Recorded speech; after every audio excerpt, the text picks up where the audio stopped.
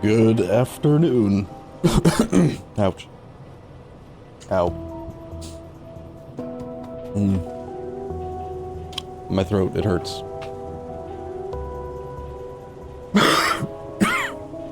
Worst cold I've had in years. It's not going to be a large talking day. It's going to be a lot of cough drops and pectoral.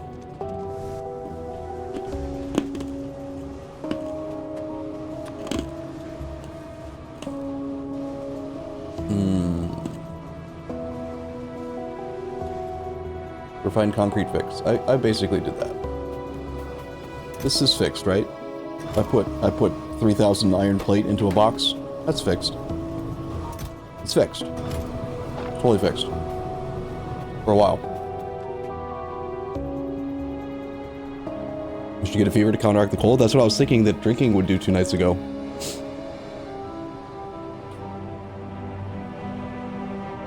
Okay, does anyone know? Talk more, I think, is maybe the person I need to ask. I don't think he's joined yet. Alil and Domo are here. Ashnit's just joined. Just in case you haven't seen the first 4 sessions, technically we've had 5, but one of them was like 30 to 40 minutes, so I'm not counting it. This is an open multiplayer Pyanodon run, meaning that anyone is welcome to join. Very easy to connect. You do not need space age to be able to play. You just need the base game. I'm pretty sure. Because it's a vanilla mod. Password is still Ruby, lowercase, R-U-B-Y. I'm wondering how to make this UI element go away.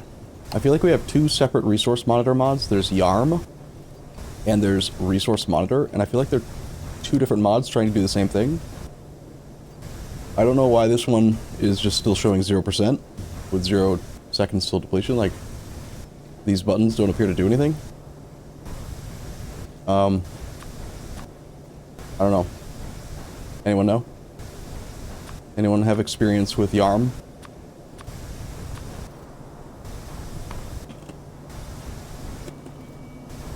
The naming convention looks like maybe this is, actually, okay, so NE Ancient Beach March.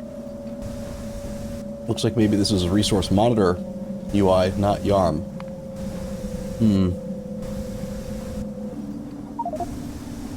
Okay. Yes, we caravanned Gathis. Poorly. Although I did just fix the flashy flashies. There's no more flashy flashies. I put some brains in them. But they aren't being utilized. We have 2 of them placed. I think we'll actually get some of them online today, because the second science pack is fully automated, however not in large amounts. And the second science pack is pretty much all derived from Vrox. We just breed them and murder them. And then we use their bodies to create formic acid. The formic acid then turns into some super delicious, I believe it's creamy latex. For sure, yeah, this thing goes up in here. We're using it to make latex slabs. And then that latex slab gets mixed with like limestone and seaweed and stuff, and then we get sodium alginate. And then we make latex, and then we turn it into somewhere in here. Yeah, creamy latex, delicious. And then we mix that with some glass to put it into beakers and the bottle caps, and then science. And then as a byproduct of murdering all of the rocks to get their formic acid, we get the brains, and the chitin, and the guts, and the meat. And then because these animals are apparently just straight up murderous cannibals, you then feed them the brains. They just eat each other's brains, and that lets them do things. So for now I just put 30 brains into each of the 2 that are currently built. Unlike base game where you have to use the trains manager, there's a special thing over here. If you go to Pyanodon Codex, go down to Caravan Manager, they've got their own custom train manager for caravans, basically. So you can see where they are. You can, I believe you can click or open caravan takes you maybe to where they are or something, but So far, the only thing that I have programmed in is the interrupt telling them to collect food. I'm pretty sure that this setup will work, but if anyone has experience with caravans, feel free to chime in. Brains provide 2 actions, and my current understanding is that everything that they do takes just 1 action. So if you tell them to load cargo, and they fill up their entire inventory, that's 1 action. If you tell them to go from point A to go to point B, that's an action. If you tell them to go to point A, then B, then C, then D, then E, because you want them to follow a specific route, that's 5 actions or 4 actions or whatever. So my logic with this setup was, if a brain is 2 actions, then the interrupt condition can only trigger when they're between jobs, right? Just like regular trains. They have to be at a station, so quote unquote. So if we go to this one is the wrong one. We go to this one. I was attempting to set up the instructions to tell it to like go do a thing. So once they arrive at a location, that is when they should be able to trigger interrupts.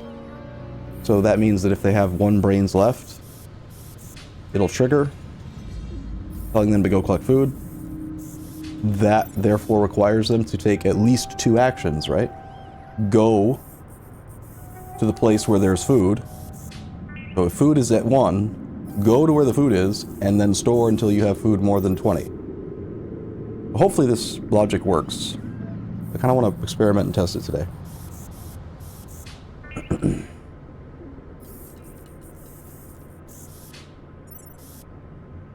So,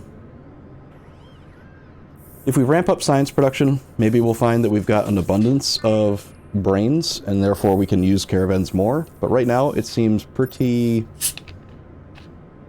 difficult to fully implement them into our base because we don't have loaders. Like, the main advantage to a caravan, they are 2 different animals. Are you saying that, yeah, this animal does look different? I was wondering about that. These are very different looking. You're saying that the process of making a caravan is changing it? Because visually they do look very different. Can't ride them, can't get in them, sadly. But they move a little bit faster than you might expect. They do not benefit from roads. They're immune to trains. This mod reduces the carrying capacity of trains by half, at least base cargo wagons. So normally you have 40 slots in a wagon, but in this mod you only have 20. And Vrox, or I guess whatever this thing is called, an Auron, they have 30 slots. So they're technically better than a single wagon train, but not as good as a 2-wagon train. And assuming nothing's changed math-wise, a 1x2 train is like the ideal length for power versus storage, so not as good as a vanilla train with 40 and 2 slots, 40 and 2 wagons, but still, a 1x2 train will beat one of these in terms of raw speed and carrying capacity. Oh, my throat hurts so much today. The worst thing was waking up this morning. I took NyQuil, or, you know, the generic, and do I just have to, like, delete it here? Is that why it's showing up?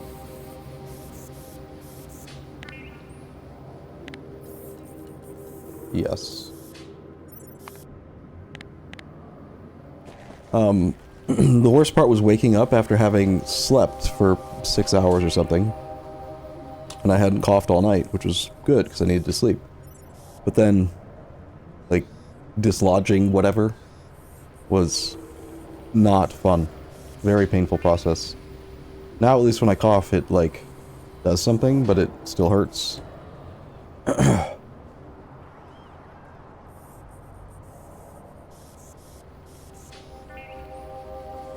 Well, that's the confusing thing, I imagine, because I want to double check, make sure that I haven't made some mistake or something. When you first start Pyanodons, the pack, and you just sync up with the whole pack, you just click, I want the Pyanodons pack. It gives you every mod you're supposed to have for it. It's all automatic. And then, it's very specific on that mod page. It says, make sure to use the Pyanodons default start for map generation. Because it's important when it comes to all of these different resource patches and, you know, how they're balanced and how far away they are and whatever. But one of the things that that default thing has is that biters are disabled. And then you spawn in with 500 rounds of ammo. Bullets are difficult to make. Presumably the reason for that is because it's such a slow start compared to vanilla that, like, if there were biters, they might expand so much so quickly that you would just die. So that all being said, I don't know if we were supposed to turn them on, and I just didn't, or if we're doing it right. Personally, I'm fine having them off, but it's a weird situation. They tell you to use the default starting settings, but then there aren't biters enabled on that, and they give you 500 rounds of ammo. Why both? Is the mod meant to be played without biters, or is it meant to be played with them? My guess is that they just didn't want people to, like, try the pack and then get murdered by biters and then feel like there's no way to win, so they, like, I don't know. They probably didn't want people to get overloaded by that part. We could turn them on if you want, but my whole point in talking about this again is I imagine you're saying that deep outposts, well, if there aren't biters, then you don't really need to do deep outposts. You can just do belts that are this long. And it's fine, you know?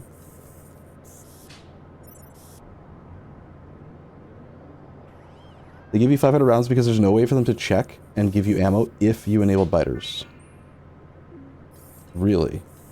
No way to check if there are biters. Are you sure? It seems like there'd be an easy script to run just to check if there's more than one force. There's the player force, then there's the biter force. The same thing they use for the team maps. I'm not saying I 100% don't believe you, but I'm a little bit incredulous about that. It seems like detecting number of forces should be a rudimentary thing to do in modding.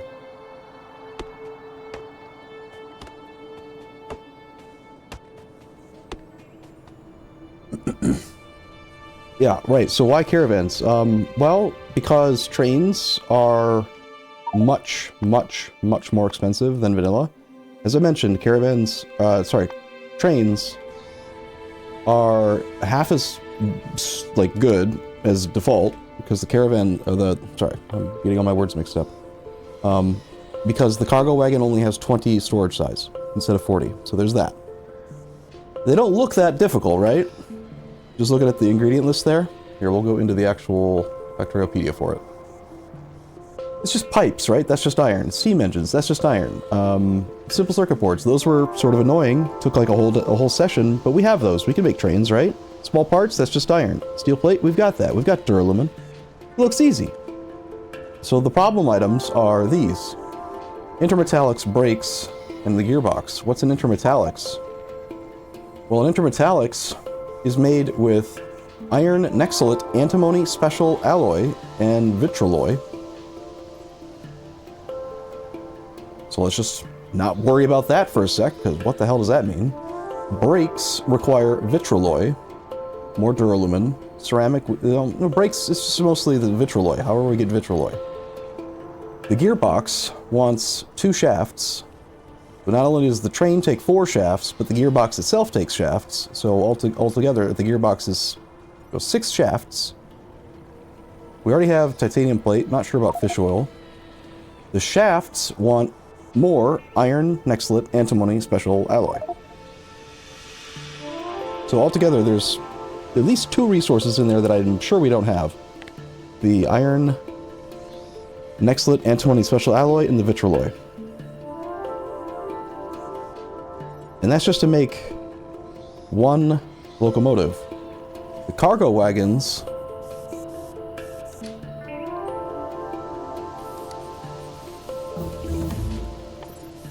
also require shafts and brakes and intermetallics. So, and they're only half as powerful as vanilla. So why caravans? Because they're a lot simpler than trains. They are easier to set up. They can go point to point with no train track, no established network. They are immune to trains. They are immune to like damn near everything. They can just go. They're actually relatively straightforward to set up, and you can make them work as a byproduct of doing the second science pack.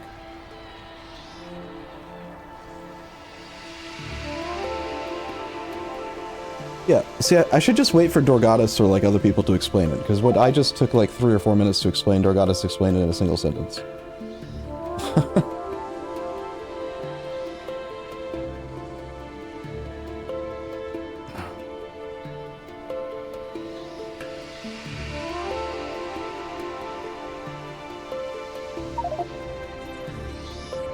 How can you see where the caravan outpost is? Very top left corner, go to Pyanodon Codex. Go to Caravan Manager.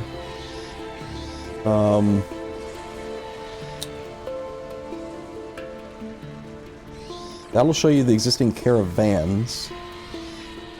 And then when it comes to outposts, you can actually tell them to go to any entity, not just outposts.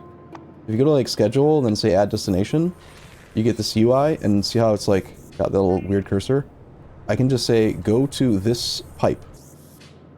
And I'm specifying go to the pipe that is in location 222 by 98, XY coordinates. And then you can tell it actions. The only difference between every other entity and the caravan outposts is the information in this caravan's description.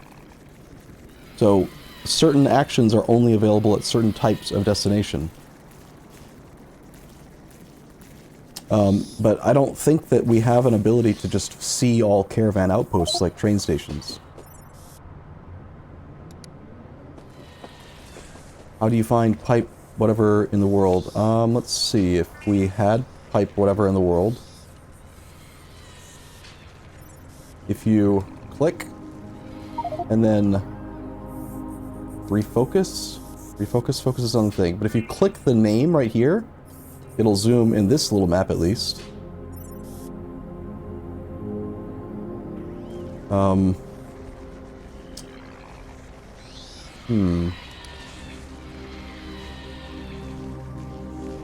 Can't control the zoom of this smaller window. I don't know. Someone else with more experience with caravans will have to figure it out. But that's what I've figured out so far. Hey look, one of them's moving.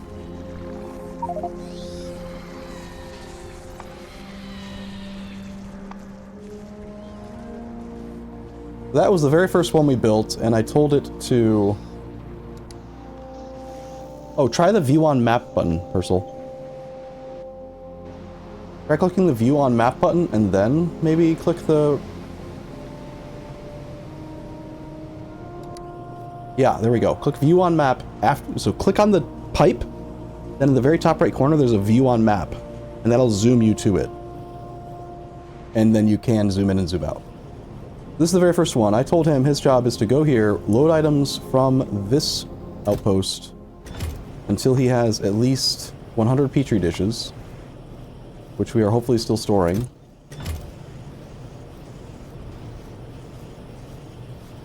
He's just going to chill here until that gets to 100.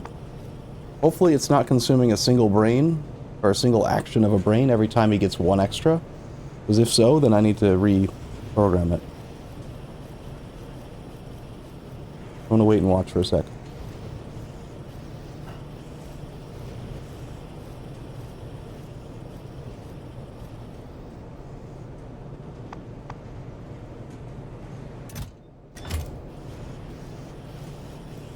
Okay, he's up to 29 now, and I saw him at 20, and he's still at 27 brains. I think it's working fine. And then his job is to go to Caravan Outpost 270 by 119, which we've just learned we can do that. And that is how the petri dishes are getting down here. Not efficient, but it's a proof of concept, and we do have enough brains that, you know, there's 62 brains from science in this box that aren't being used, and I already put an extra 100 in this one, which is the refuel interrupt. Realistically, I should probably just move this to where that is. I think I will.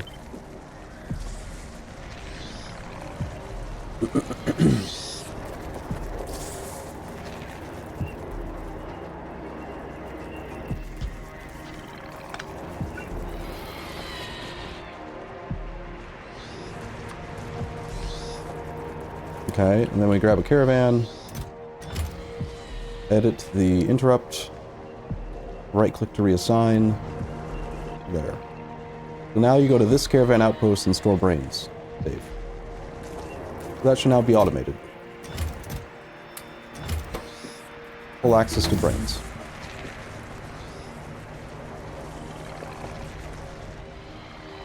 We did wrap up at a point where there are a number of like small things that need to be fixed. So we got steel furnaces available.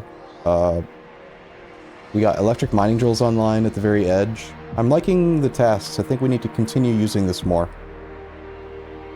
And I think we need to make the tasks very specific and small so that people can... You don't want to just like get sucked into a 4-hour project and then look up and be like, what has everyone else been doing? Way too easy to get stuck in a project if they're too big. But if it's something simple like, yeah, expand ash cleaning, it's great. Just maybe add one more thing or whatever, and then look up from your work, see what else people are working on. Might be a good idea to casually look through this list and see like which people are working on what. I have noticed over the last few sessions that, nice, we have a good turnout already. We usually end up with like 5 to 10 people for the first hour or two, and then by the end of each session, we're anywhere from 10 to 15 usually. So, the more of us there are, many hands make light work, but also the more organized we should be with our planning. So like, I set this up, which was not a bad thing, but if I hadn't set the setup processing for easternmost iron field, it's entirely possible that for 4 hours, this entire session today, this just sits here doing absolutely nothing. And then why did we build, or why did I build all of these electric mining drills, right? Like,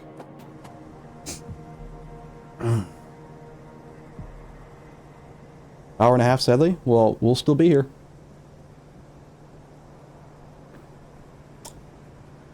HA4MNN. What is your name in game? Are you Holy Devil? Are you... You have a different name in game than you do in... Yeah, I've noticed.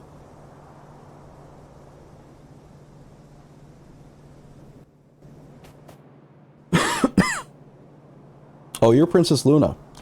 Well, that's not confusing at all.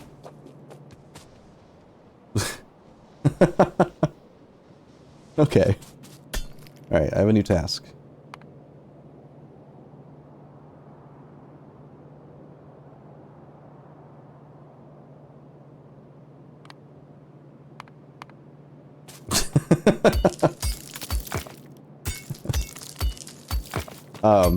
Anyway. So, what was I saying? I've completely lost my train of thought. Other observations from yesterday, just off the top of my head.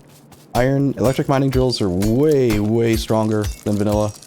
But they also take over 10, almost like 12 times the power. And at least 11 times the power consumption. You only need 3.75 per lane to max out a yellow belt. So if you are going to use this mining patch planner, make sure to generally only use the sparse layout type, because these are all configured for vanilla or speed stuff. They don't, the mod doesn't understand how much stronger the mining drills are, and it will just super saturate belts. Like, this is actually not a good build. What I should do is reverse it, because if you count, we've got 9 drills there, so 9 times 2 is 18. 18 is way too many. Like, it's enough to saturate 2 full belts. So while I'm here, I guess I might as well do that too. Let's...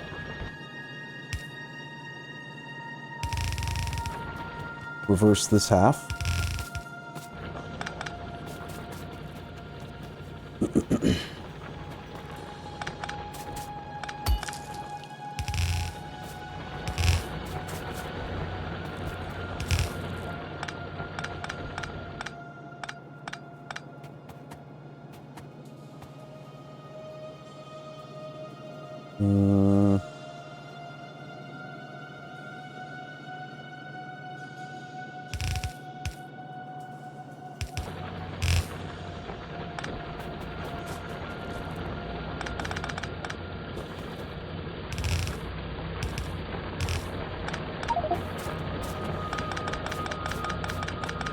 They don't have idle draw, but they're not cheap, right?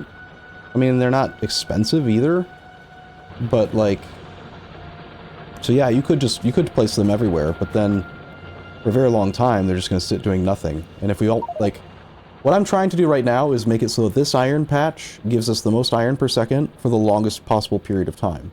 If I don't do it the way I'm planning on doing it, which is where I have half go that way, half go to the right, we're going to see it do the thing where it's going to mine out the very edge over here as the belts become depleted, as the draw pulls it to the left. These rightmost ones will turn on, and then all the others will be idle. And then it'll do the next row, and then the next row, and then the next row. I'm going to space out the overall iron throughput and make the draw of this patch non-uniform and much lower throughput overall than it could be. So what I should also do is count the number of lanes and then do a full balancer on this.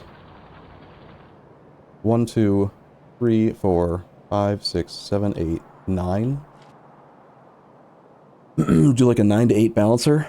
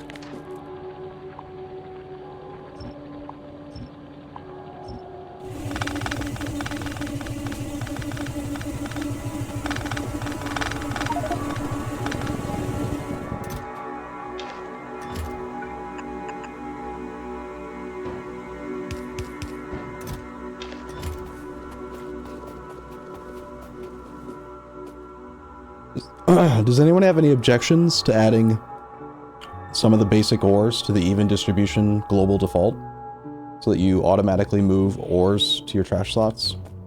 Or is that something that annoys people?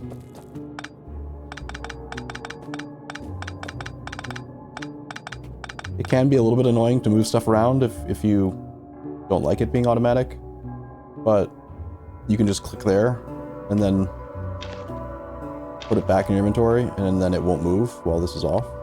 So, for example, if I said iron ore and put it to 0,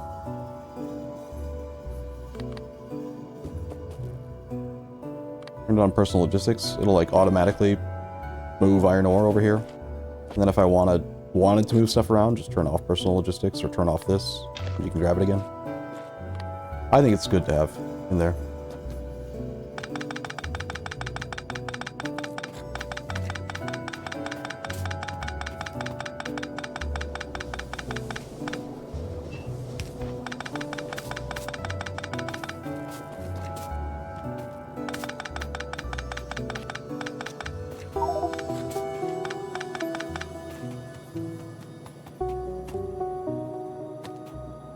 Yeah, that's fair. Well, again, this is a global thing, so whatever one person changes here, it changes it for everyone.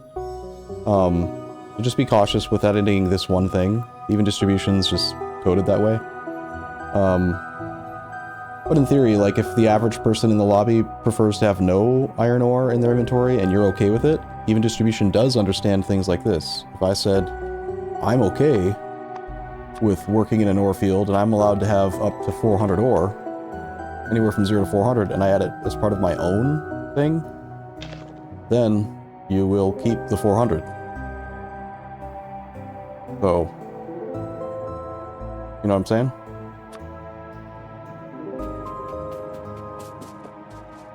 Alright, so 1, 2, 3, 4, 5, 6, 7, 8, 9. We're gonna have these dealies go this way, go down 1, and then go under.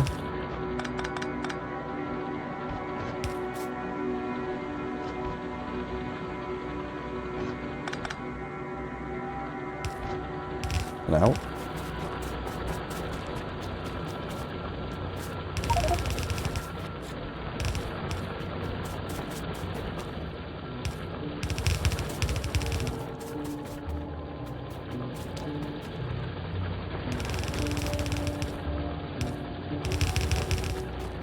I guess I don't care about the underground being perfect, whatever. Not worth the time.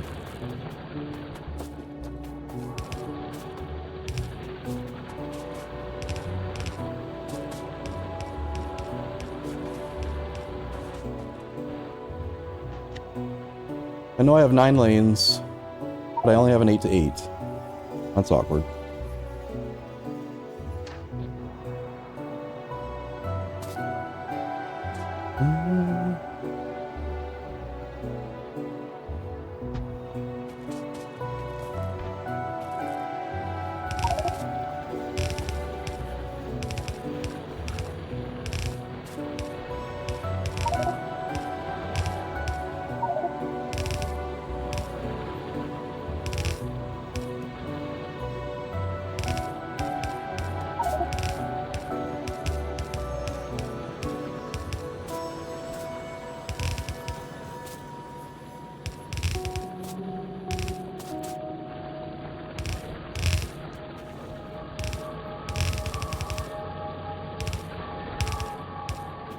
So the weakest lane is this bottom one.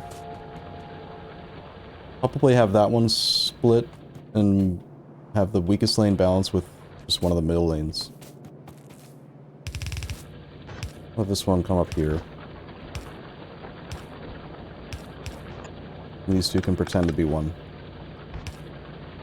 I have no splitters. Can't make splitters. Damn it. Damn. That's not the car.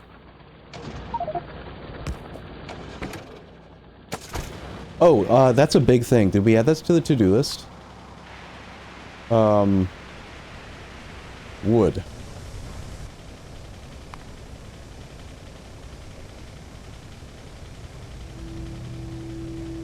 We need to talk about that. Apparently, I think it was Avers was doing some testing at the end of the session last night. And, I want to put that at the top. Avers was doing some testing at the end of the night, and I believe the numbers were...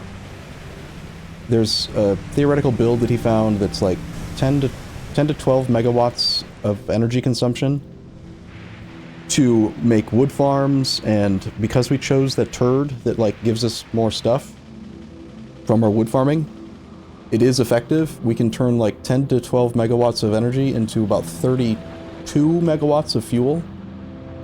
And the most important benefit is that wood does not have a byproduct of ash when it's burned. So if we could like fully revamp all the fuel lines to wood, it would greatly simplify our ash consumption processing. And also it's like a 3x, nearly 3x yield on fuel value. So my plan is, I think we should, after I get this processing working, I want to go way out here and double tap those 2 geothermals. There's 2 massive geothermal water things there. If we can mix those 2 together, make a huge energy supply of steam, put a shit ton of boilers and, not boilers, a shit ton of steam engines out there, connect it to the main power grid, then we can basically go infinite on wood production and completely solve ash. Not completely, but like I said, greatly reduce the amount of ash processing we require.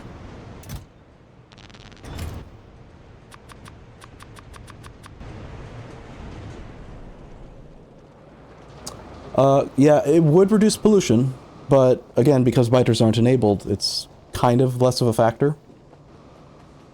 But if you are playing the mod on your own and considering it, yeah, most of the wood structures, I believe, if we look at them, this one has negative 385 pollution per minute. In fact, if we just turn on the pollution map mode, I'm curious. There is none pollution? I don't see any pollution.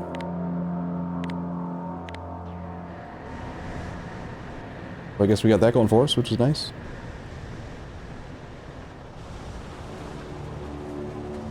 Perhaps because burners... I don't know. I don't know why it's not showing the pollution on the map. Why would you keep ore in your pocket? The one use case scenario for not having even distribution have ore be in your pocket is when you are fixing like a train station and you have to shuffle ore between chests. And so very seldomly, but sometimes it can be annoying when even distribution fights with you, because if you're trying to use your player inventory to rapidly move huge amounts of ore into the newly corrected chests, and it keeps putting them in your trash slots, it can be a hassle. But again, the solution to that is just temporarily turn off personal logistics, and that won't happen.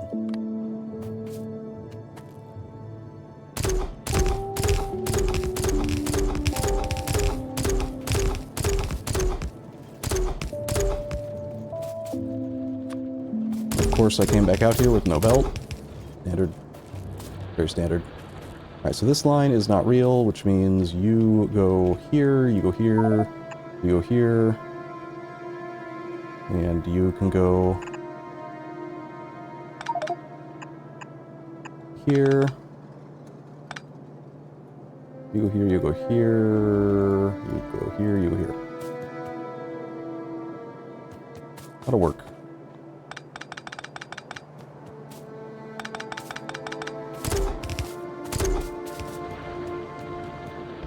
Although this looks icky.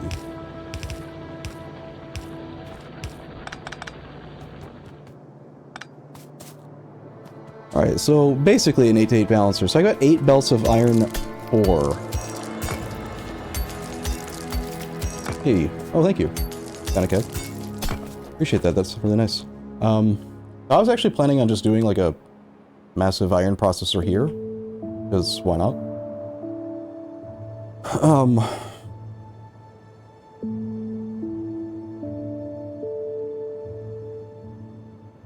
And the way I was thinking of doing that is either to just copy HyperKitty's build for ore processing, which was over here. But that's like jaw-crushing into melting, and I understand that we are going to have a new thing.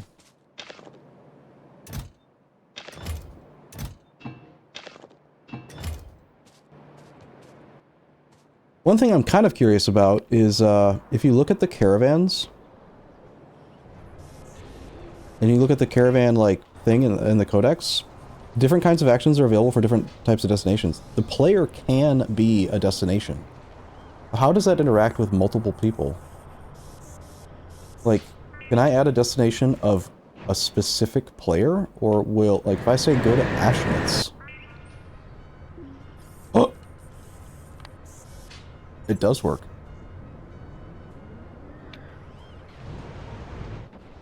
I thought it was gonna, like, error out and assume that, that there was only one player.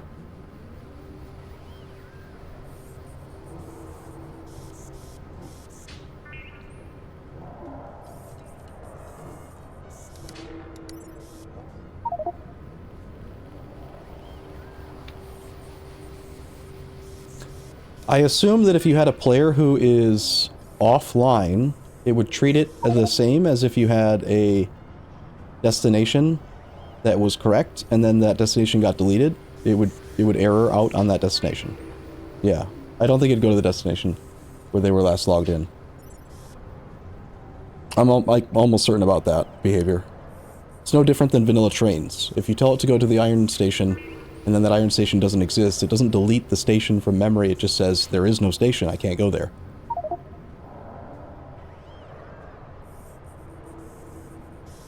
I wonder if it's possible to make like an interrupt for player has full crash slots. Condition.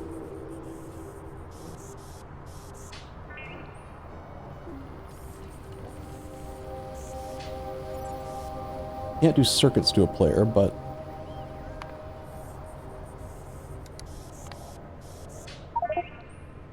we just check the inventory. We check the trash slots.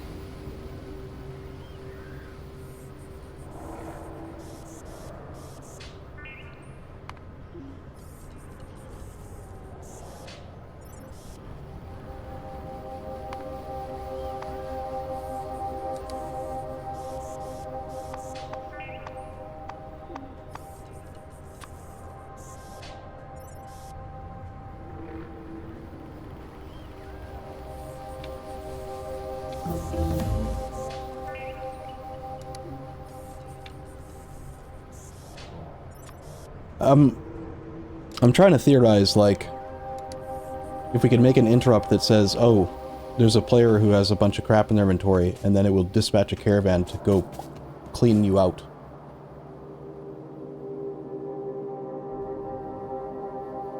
Yeah, I don't know if it's possible, but that would be kind of cool. Let's check to see. I want to maybe play with it a little bit more. So at this one, target. The problem is it wants me to choose a specific target.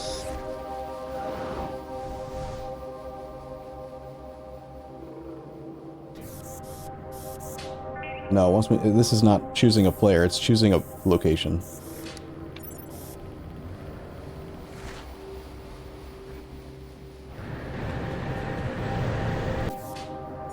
Wait, no, I just misclicked.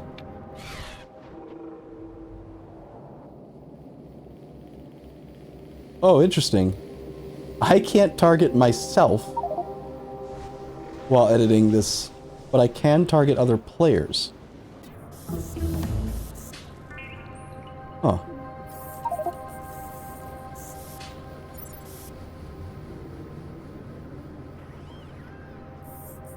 Make an interrupt with any condition and use it to manually and click the play button? Yeah, that could work. But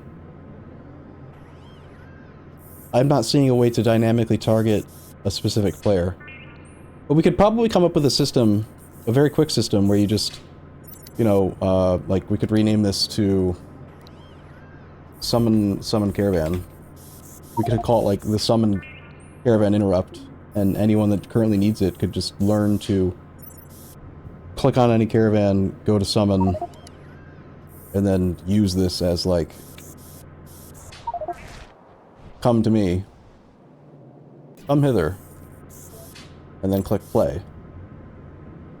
Like in theory, this should send that guy straight to me.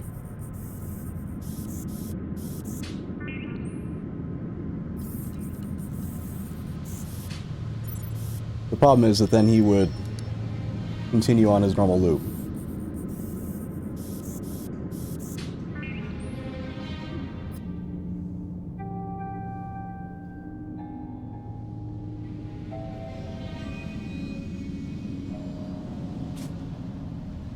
Alright, I need to study. What is the theory here on iron ore processing? How is it getting better? Someone said that we'll need to revamp ore processing. Is it because of this? Iron processing stage 1?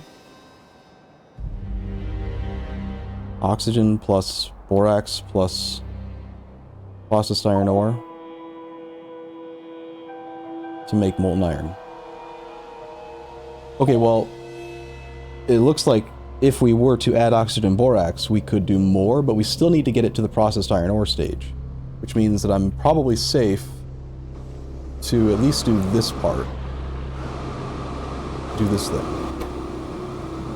Get it to the processed iron ore stage.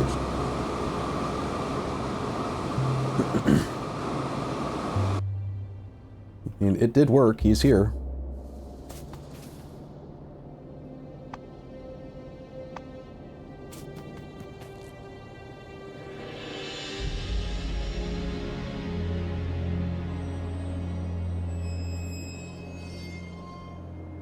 And he'll stay here forever, never needing food, never doing anything, just kind of wandering around a little bit.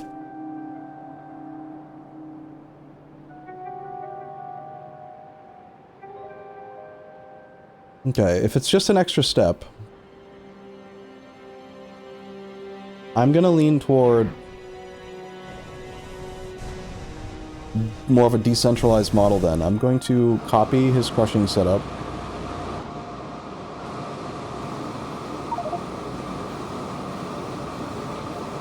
From like here.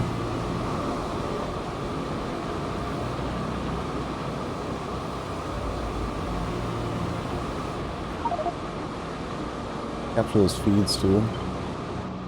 Go into the planning map.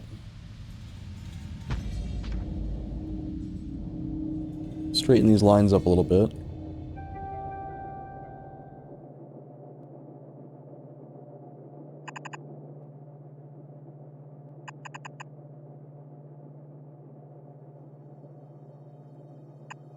Gonna make this a little bit more templatable.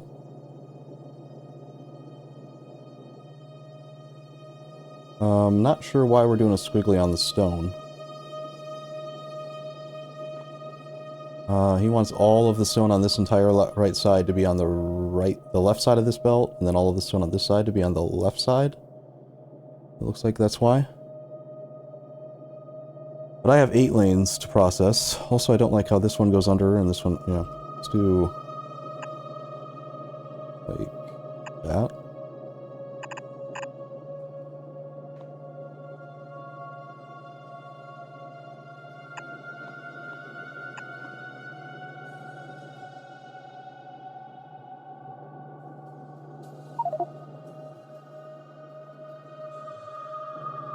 Harness. Electric poles don't need.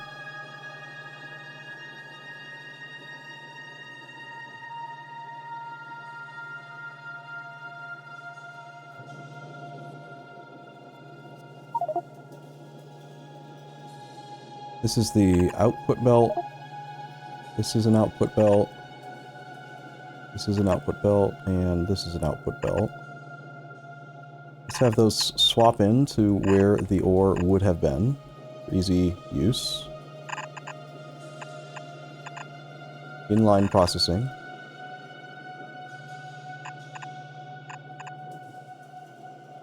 So this setup right now takes in 4 belts of iron ore, and it can process 2.5 iron ore per second times 1, 2, 3, 4, 5.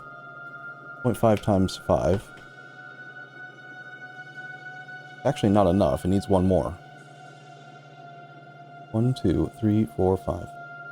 This build is incomplete. If this left side is processing a full yellow belt, it should be 6 machines, no?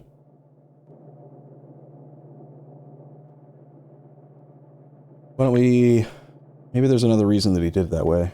He or she. Let's snip tool this up a little bit, make space for a 6th.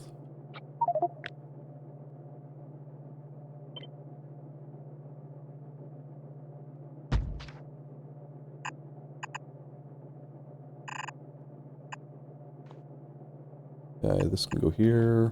That goes that way and down. That way and down.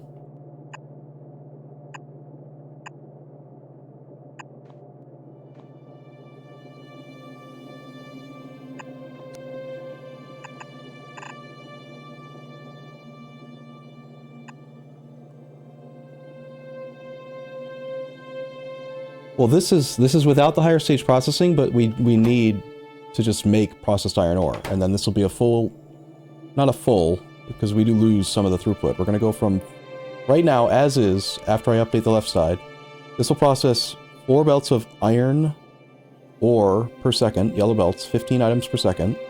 That's 60 iron ore per second into 60% of that. So what, 36? 36 processed iron ore per second. And then I plan to double the whole thing since I've got 8 belts. But I gotta be very careful I didn't fuck this thing up.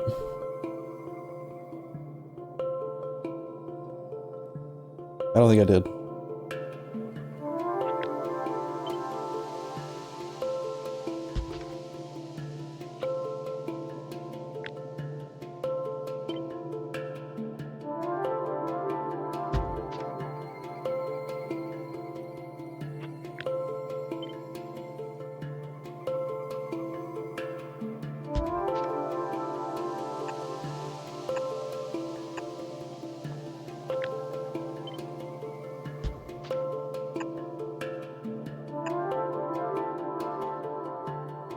Nice thing about being in this world is that rate calculator works because the machines are built. Yeah, 60 iron ore per second into 36 with 12 stone per second. We're condensing all of the stone down into this one stone output belt.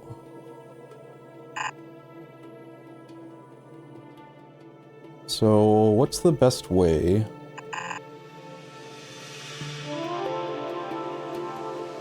to deal with the stone?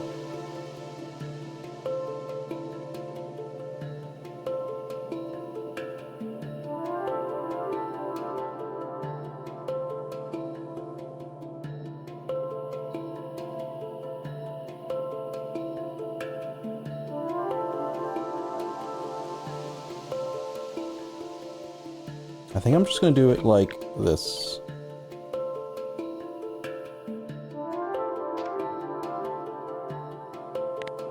In theory, this build does now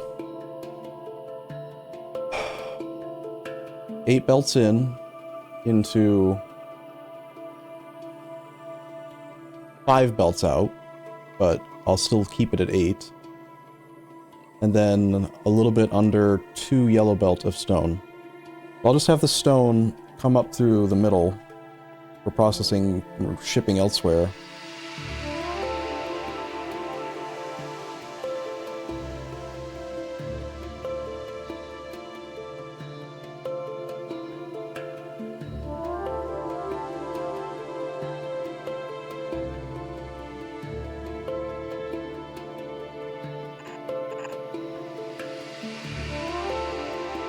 Now we throw the balancer into the build itself.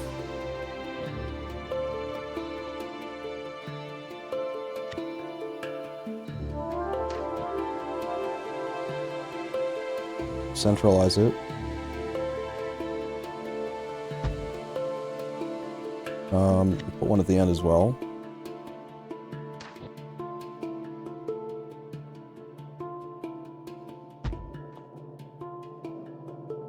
Except that means the stone can't go here.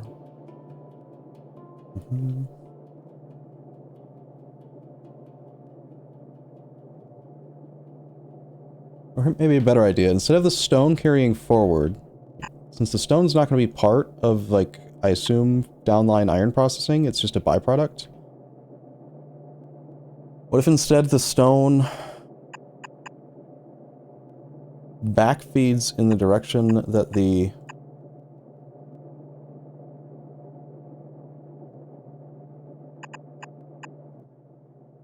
iron came from, and then gets sent elsewhere again. So there's like potentially either a train station here dropping off a bunch of ore, or a caravan, or whatever. So if there's already going to be like a train here, you'd easily put another train station here to pick up the stone again. And then it just makes it easier to access, I think. Hope I didn't mess up this return feed. I don't think I did. We don't need any of this. That means that these can go here, here.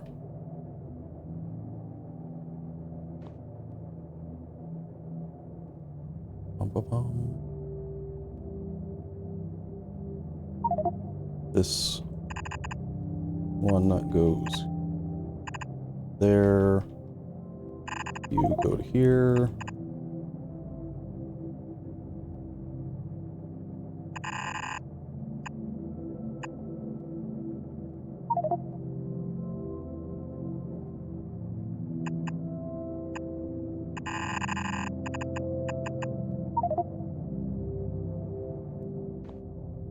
Be able to just make this a lot easier by grabbing to here, mirror, place.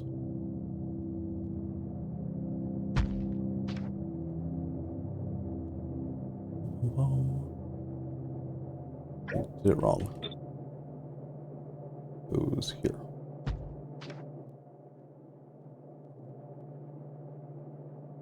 These. For that. Bum bum. Looks symmetrical to me on the top.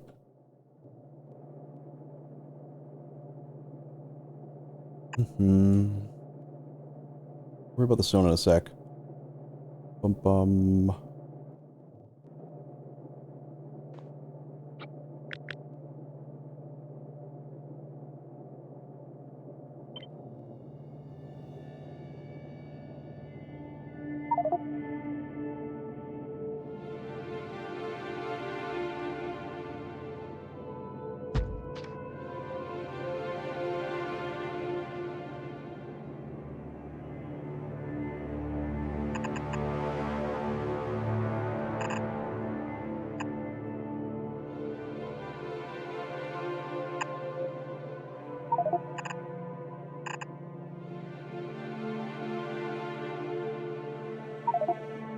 It would look a lot nicer if the top one was the same as this one, actually. But reversed. Let's just try to find a way to make that work. Can I even? This just was like this, maybe?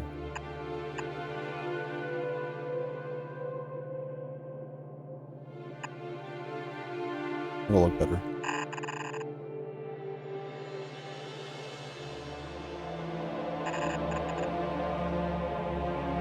And obviously form over function. Or function over form, rather. Or what? Whatever the right one is. It needs to look pretty. If it can't do its job and look pretty, it's wrong. Obviously.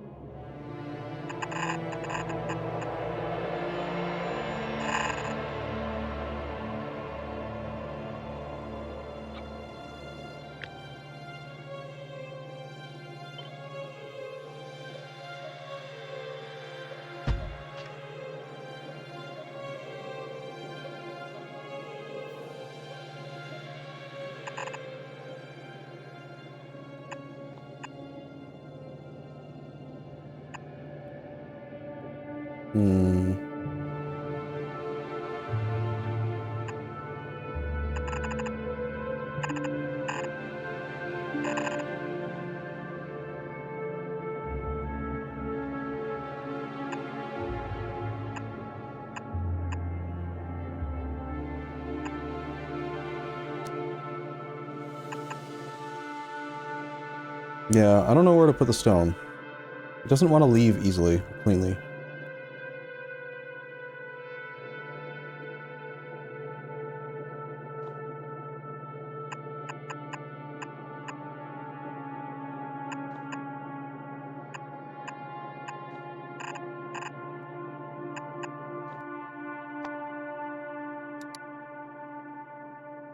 Wait. Wait. What was it? Factory planner? There was, oh, what was it? There was a thing. Where was the thing I saw where, like, you could easily, like, click a button to put a combinator? I feel like it was either part of the factory planner or the codex or something. I saw it just the other day.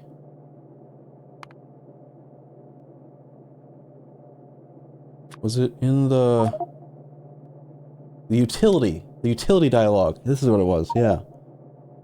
Convert all items that your inventory is missing into a constant combinator at your cursor. Request all items that are missing from your inventory into a logistics group. I want to learn how to use this.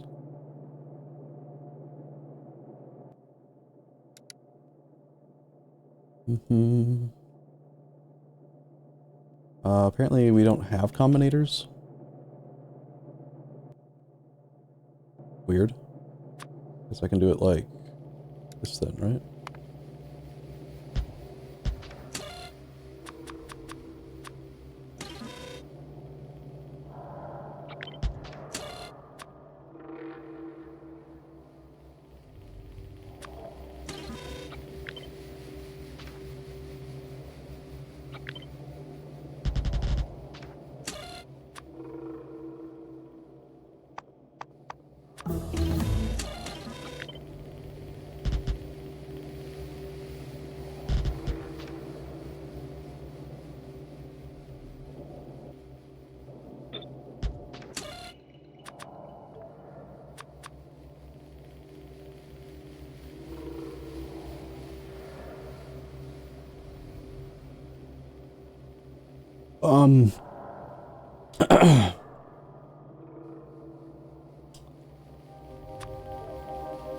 Quick question for anyone that's in-game and that can hear me right now. You guys have access to the blueprint library, right?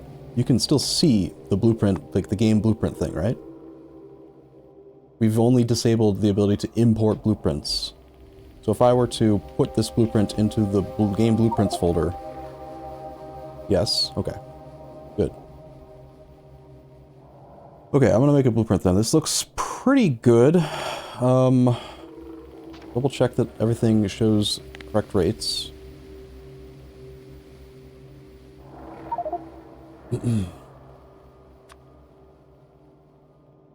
Make blueprint.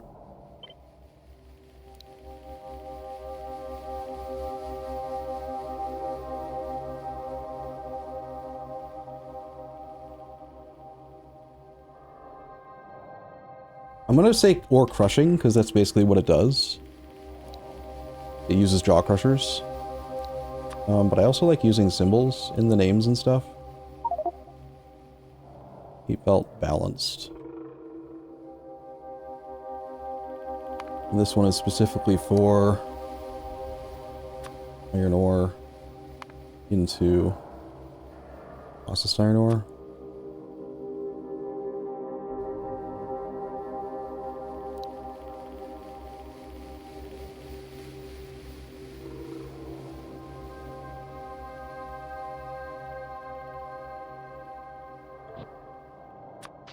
And the math was what again? 72 and 24.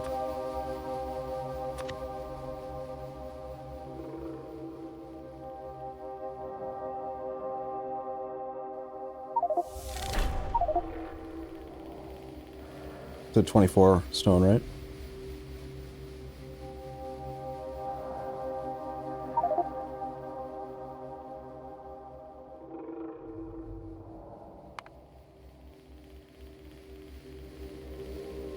Seems right.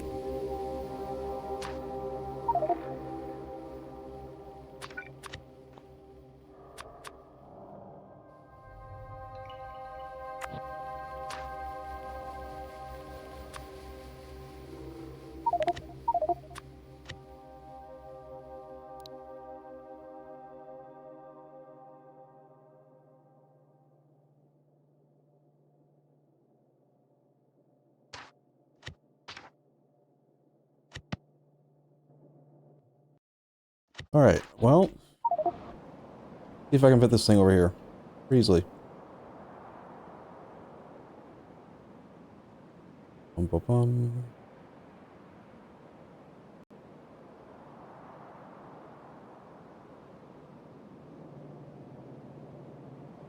Shame that it can't fit because of the other ore below it. But it's okay. I'll just shift it to the right and not worry about the fact that there's an extra balancer. Damn it.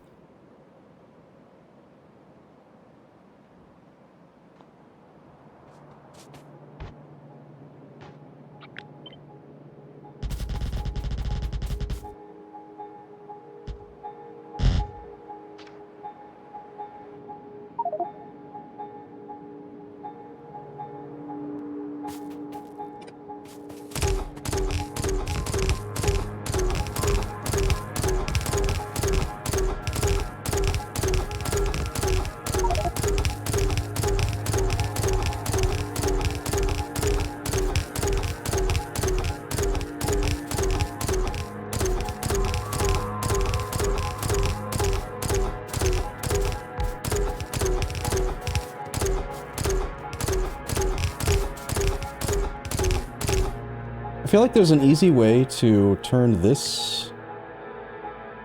How do you... I remember feeling like there's a way to do this. I want to turn all of the things that are in the blueprint requirement into a logistics group.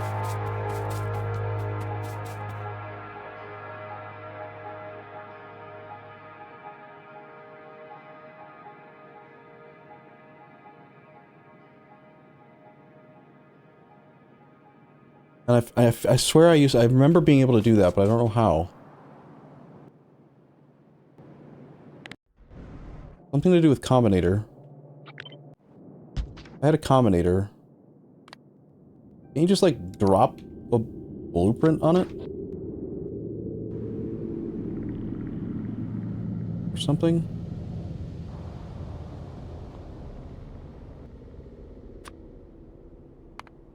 Yeah. Easy. And then I can name it. Crap I need. And then I can add crap I need myself. That's how you do it.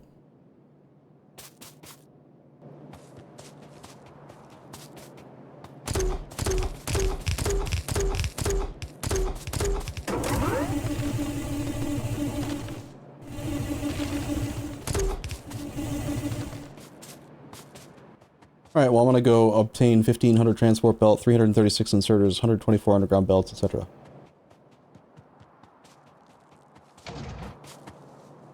Plus a bunch more belt because I need for that area. And there's a rock.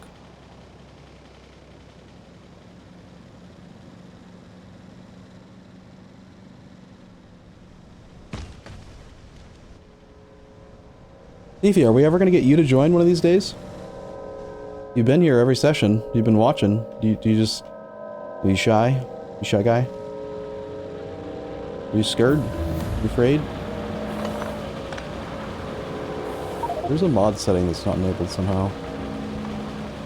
We need, for the map, we want marked unused belt for deconstruction.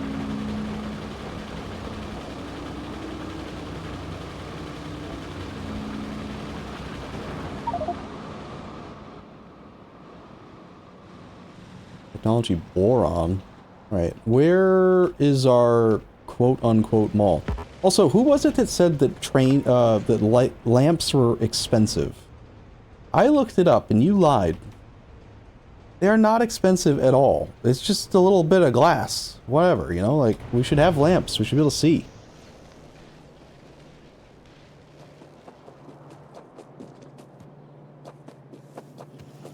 You're a lizard, Larry. Liar wizard. I'm gonna need all that. I'm gonna need, yep, pretty much all those belt. I'm gonna need, oh man, there are only 30 in there. There's no iron plate in the quote-unquote mall because the iron that comes in this way probably has no way of connecting with this iron. There are boxes full of iron. It does connect, it's just that it's all going into boxes.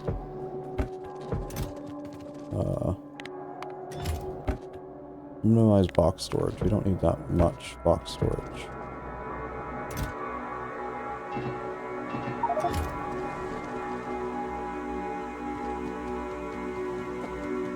Alright, I need 48 jaw crushers.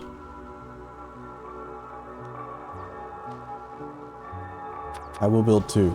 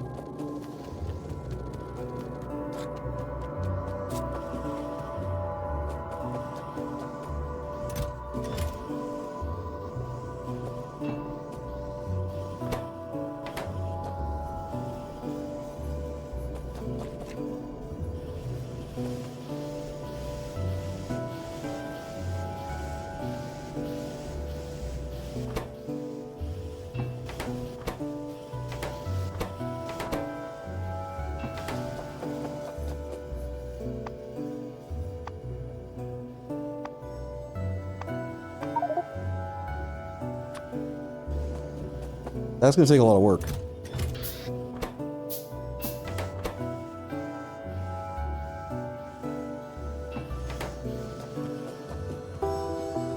I'm just gonna grab all that iron. I know I just like tried to reduce the drain by undoing, but like I need so much iron to build this. Also, it's even distributing away my iron now.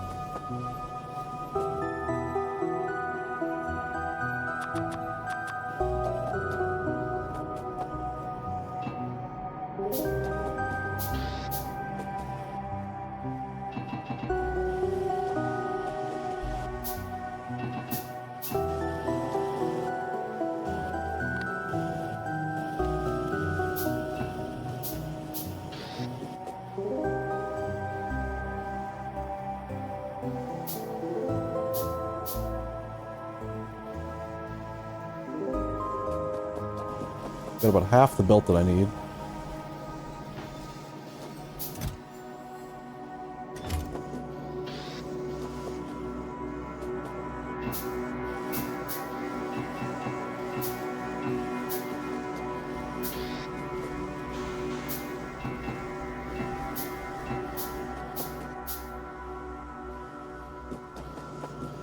Need steel.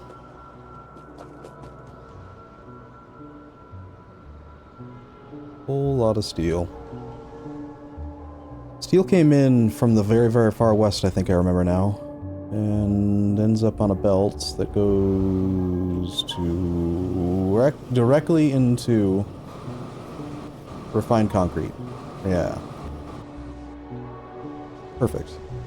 That's what steel's useful for, after all.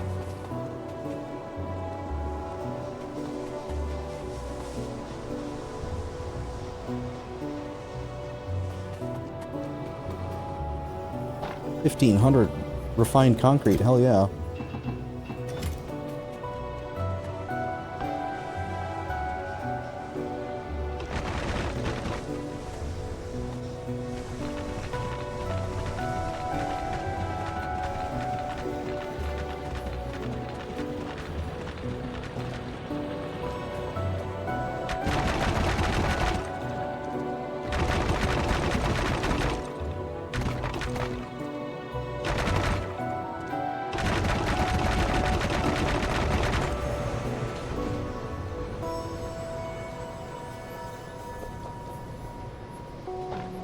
Alright,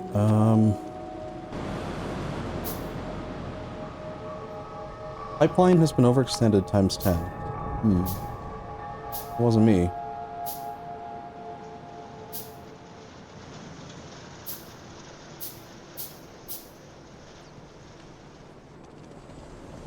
I thought we had 2 belts of iron plate coming in from the east. Oh, we're about to have a lot more, in theory. But yeah, where'd the other one go? Is it just consolidated down to 1, or...?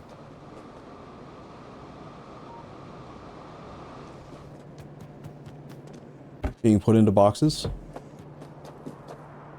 Are these belts completely overloaded? Yep.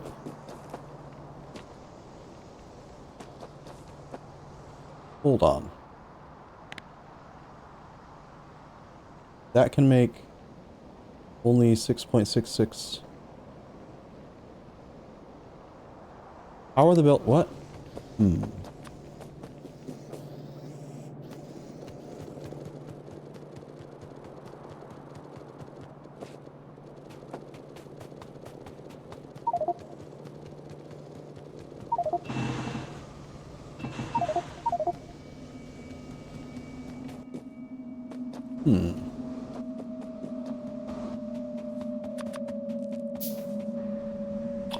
I'm just gonna build as much of it as I can for now, and then it would be nice to have all 48 crushers and all the inserters ready, but...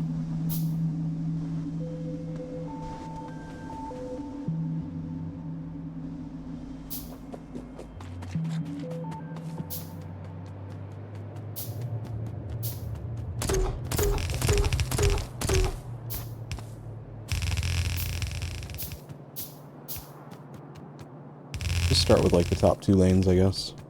Get those working first.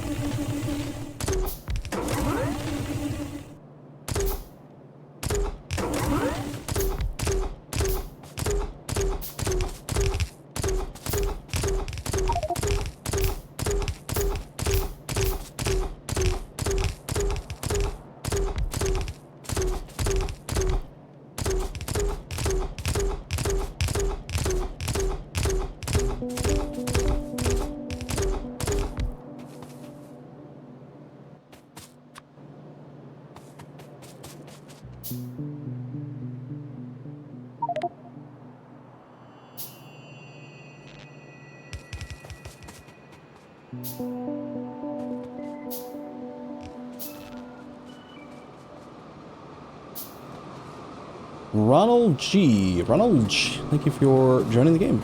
I don't know if I recognize your name from the other sessions. Glad to have you join. It was good to see a new face.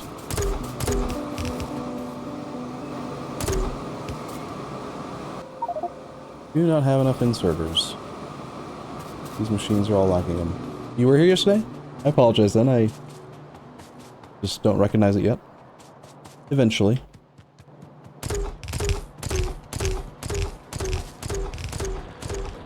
I mean, did you have any inserters? I just need like 10 more to get the top two lanes working. Oh, you got a nice handful. I'm gonna steal a couple.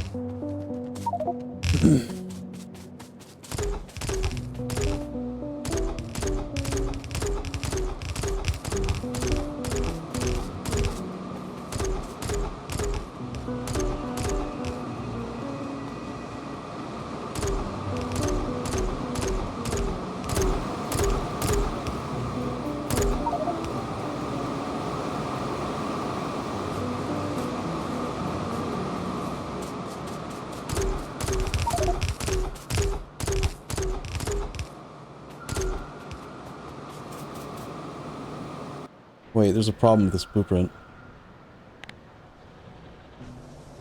I didn't check to see how it actually functions.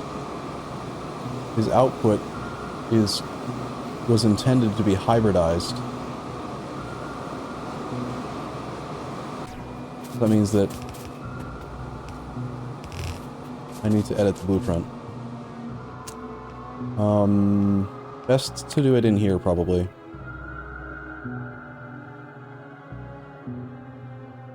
Alright, so each one of these is identical in... There's 4 sections. I just update the leftmost one. If we make this one...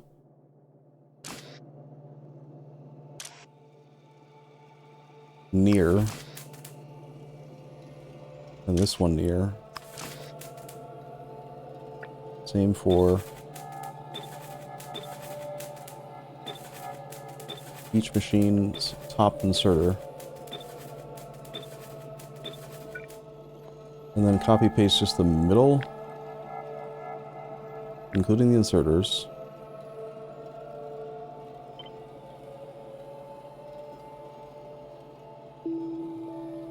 There, there, and there. That should fix the problem. And we'll go blueprints, smelting blueprints. Select new contents. We want all that. And I should be able to fix this one now.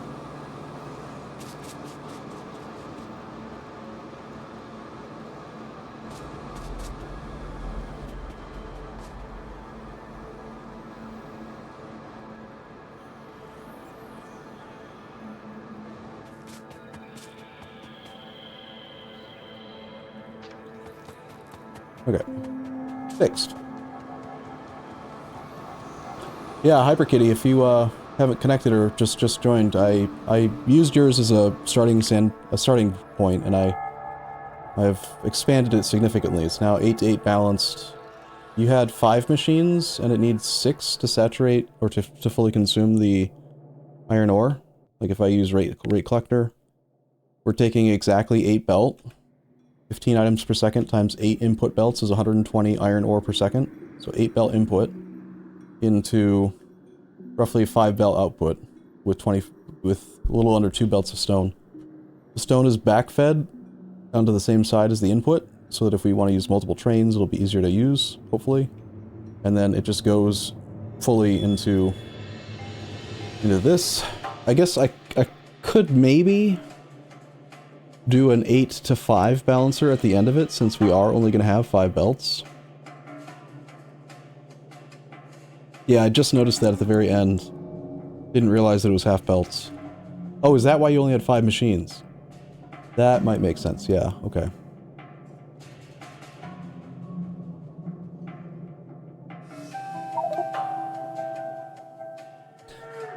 What do you guys think? Is there a logical reason to just keep doing 8-to-8 because it's like 8-to-8? Or does it make sense to actually go from 8-to-8 to 8-to-5? We know for sure there's only going to be 72 items a second, which 5 belts could carry. For argument's sake, the 8-to-5 would look like...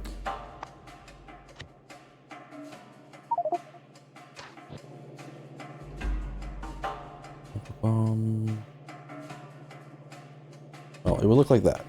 It's a little bit smaller.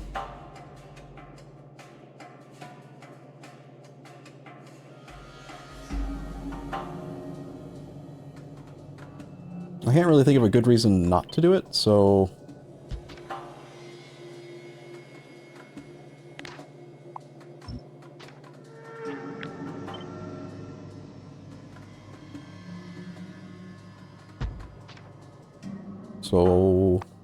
So...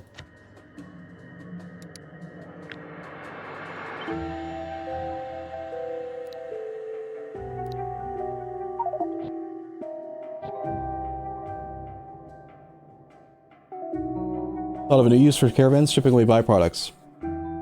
Right, well, whether it's a train or whatever, it would be useful to just, like... Yeah, this could go into a caravan outpost. But arguably, you could also have all of this go into a caravan outpost, too. Then the only issue we're running into is the throughput of the, inserters limiting you.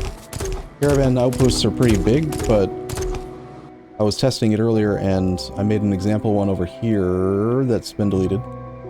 But, you basically need, like, just to saturate a single yellow belt, you need almost every single adjacent space next to a caravan outpost. And I checked in the tech tree, we do not get loaders. Loaders are not part of the mod. So, until we get inserter stack size bonus or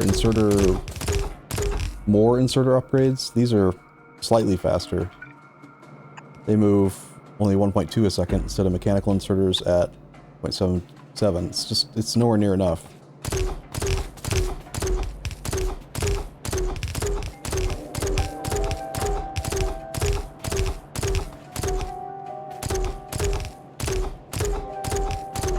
I still think long-term we're probably going to want trains.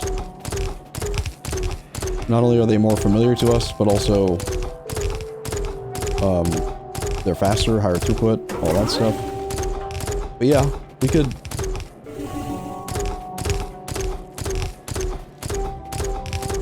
It'd also be really fun to not do trains at all and just get super heavy into caravans, kind of like an AAI vehicles playthrough.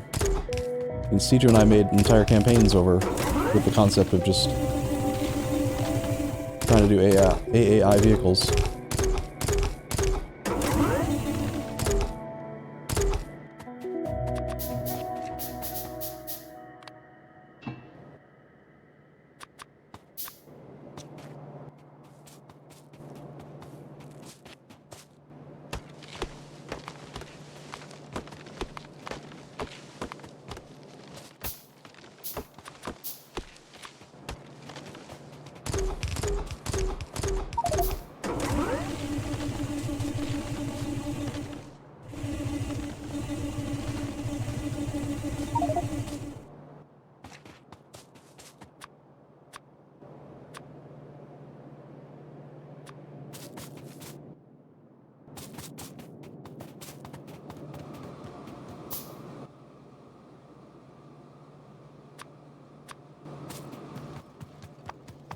I made you a blueprint thing. You should use it. It's good.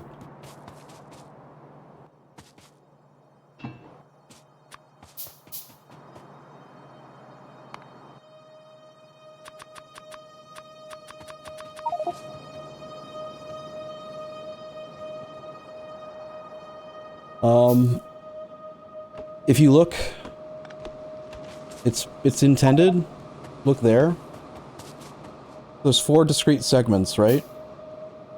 4 discrete segments to the full build. All the stone is on one side. This is all HyperKitty's thing. So all the stone is on one side, and then all the stone on this left one. Are you watching my screen, Ming? All the stone for this is 0.5 times 6 machines, so that's 3 per second, which does not overload. It's not even half of a yellow belt. Is on the left side. All the stone from this side is on the right side.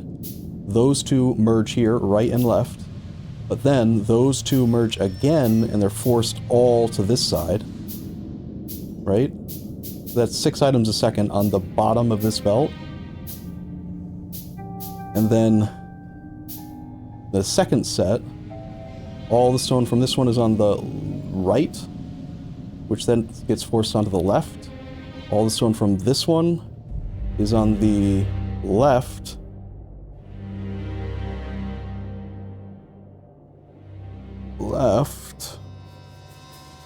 Ah, I see where it fucked up. When I reversed the belt direction, when I decided to reverse it down this way, I messed up. And yes, so 3/4 of it is on one side, the 1/4 of it is on the other side. You're right. The innermost 2 columns need to have the stone on the opposite side of the belt. And that would fix it.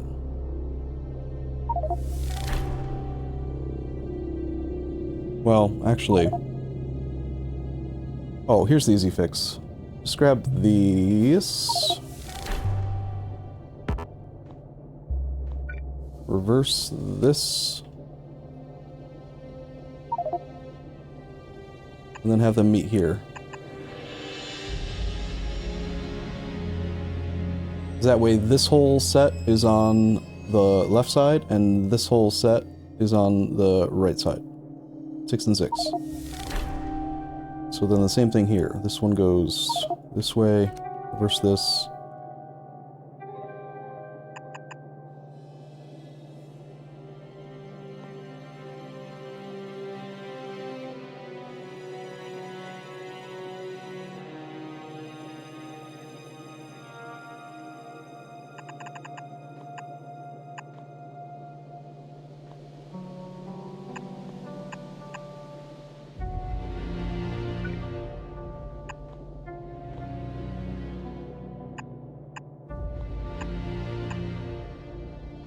Bum, bum, bum, bum.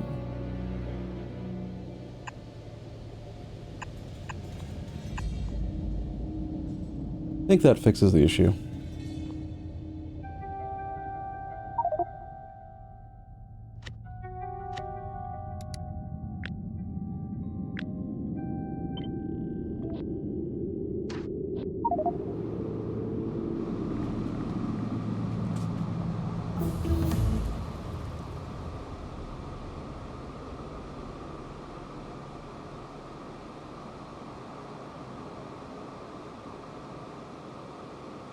Don't believe this will cause any problems.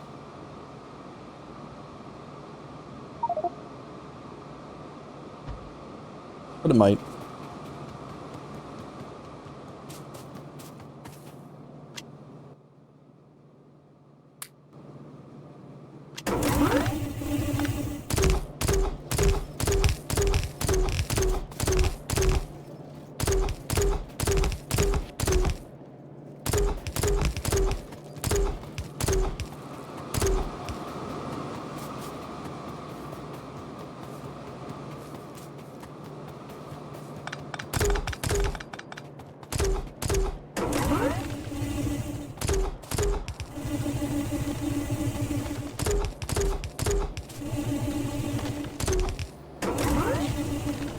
Yeah, I was trying to make the blueprint as simple to work with as possible. I mean, I mostly just pasted yours in HyperKitty and then mirrored it, because I saw that you basically had it, like, ratioed and all that.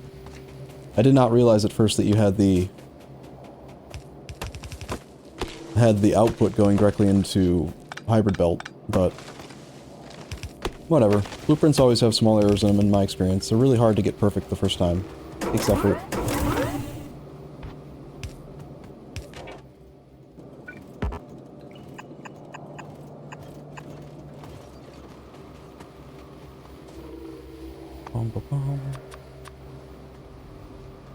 How's it going, Nilid? Niland? Niland.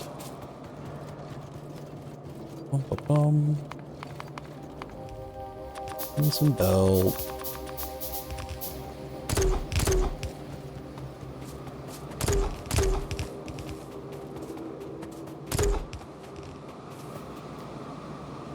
Need so many more inserters.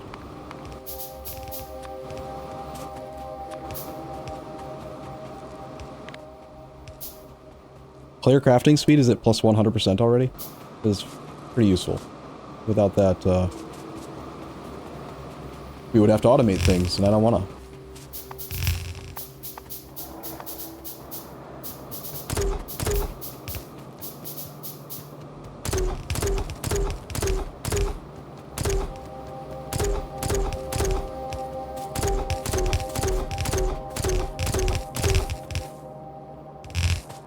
I'm completely out of iron, so I gotta go back and get more crap. Can't finish building it. Looks like we need, what? 5/8 of the remaining jaw crushers? How many is that? Like 30 more? I think.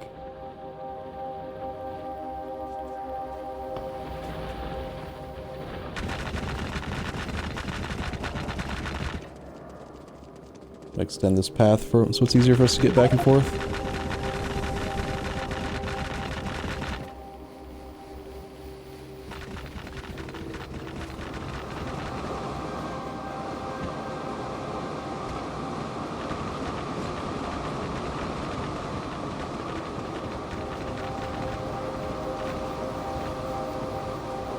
Can't stop me, I'll walk where I want.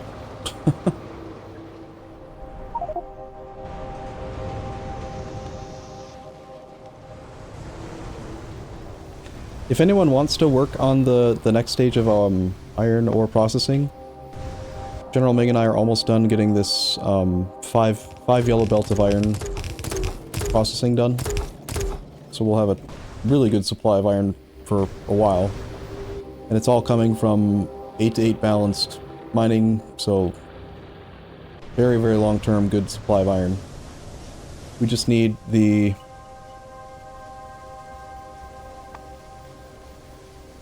What is it? I don't even know if we have the tech for it yet. Oh, we're gonna liquefy it. Do we need the tech? There might be a tech.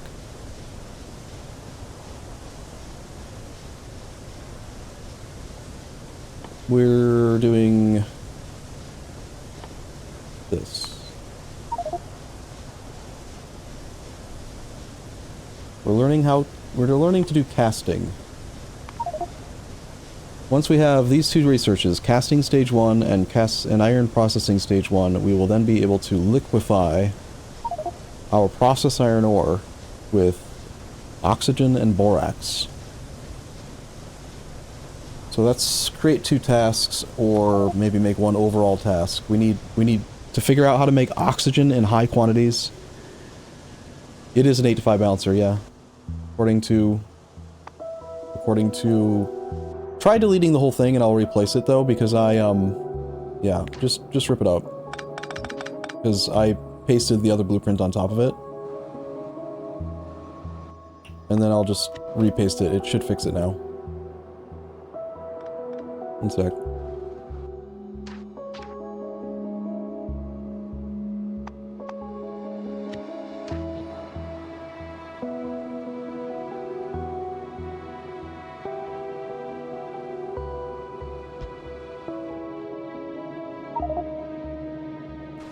Yeah, I like I said, this shouldn't cause problems, but it might. What can you do?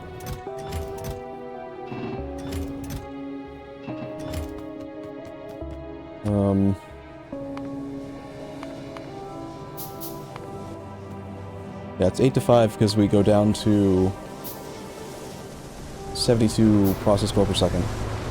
Right, so anyway, what was I saying? We need big oxygen production and we need borax. However we get borax. I assume that there's borax out there. Raw borax deposit. Occupied. It's like we're mining borax already. Right here. So that borax plus the processed iron ore plus oxygen equals liquid metal. Which means we're on Volcanus, baby.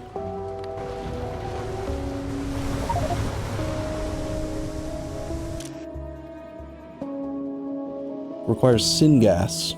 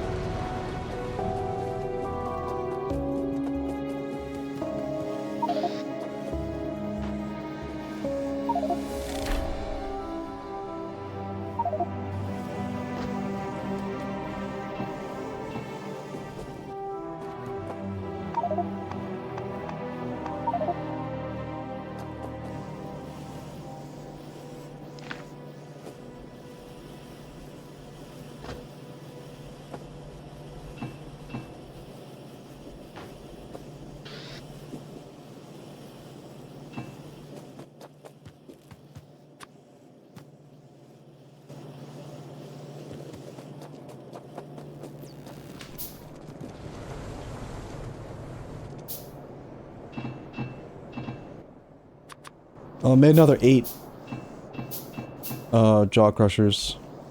We needed 30, I think. So it's gonna take a while.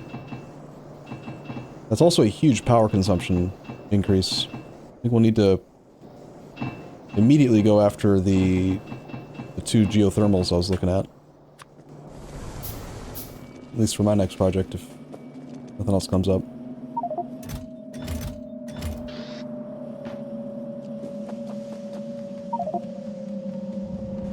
And I think that I kind of want to get this iron, this processed iron, at least being smelted the normal way until, for now, just so that we have enough iron plate coming in to make all the steam engines that we're going to need for those 2 geothermals. It's like, steam engines are not cheap in this mod either. It's like, no, it's not that bad. It's 30 iron plate per steam engine, but we're going to need a ton of them. The nice thing is we can just do a vanilla smelting column and just run the processed iron down that line.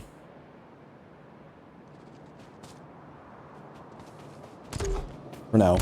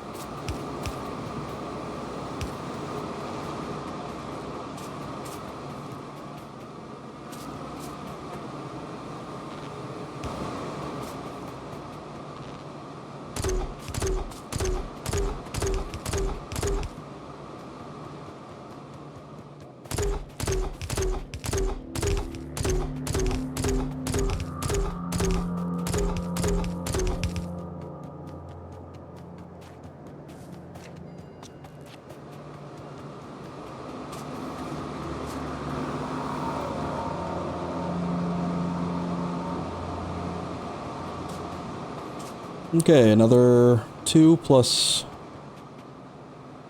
18, 20 more jaw crushers, and I think that's every inserter. It's hard to tell if the ghost entity inserters are built when they've got a filter on them. You can't really see the ghost entity coloring very well.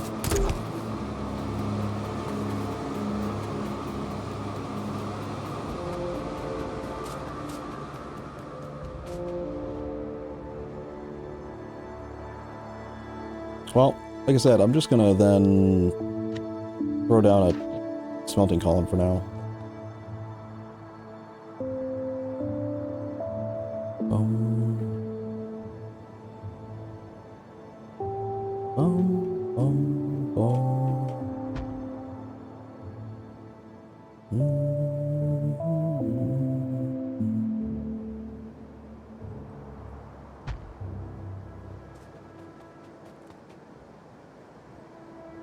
This doesn't have any logic for ash.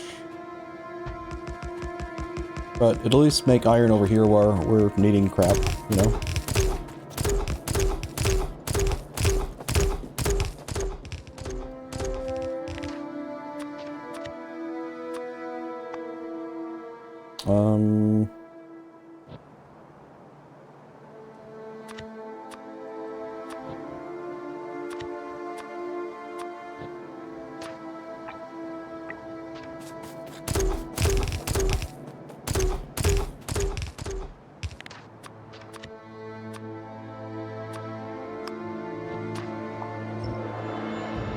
Whoops.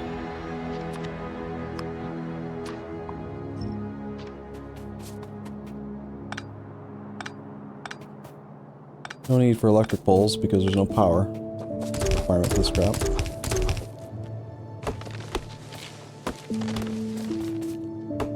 Oh, I know what we could do. If we can get wood over here, Ming, then this build actually works perfectly fine. No need for ash and all that. In fact, it's kind of essential, because I don't want to program the inserters at all.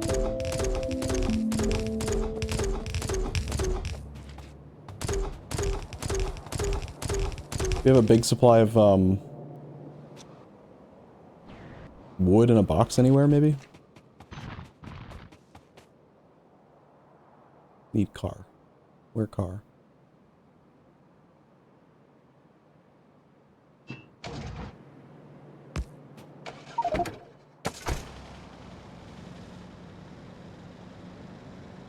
are you talking about? I put it on the task list. Surely somebody, like, massively did wood.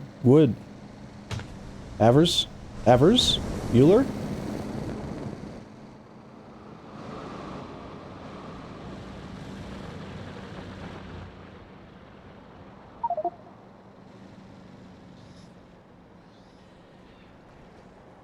I vaguely remember wood being made here.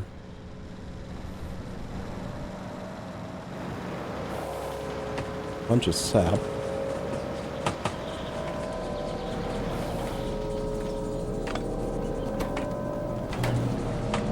So, tons of sap, and then wood is made here.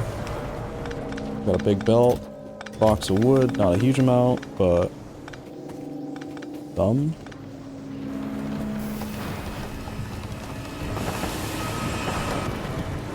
Most of these sawmills were full, so that makes me think that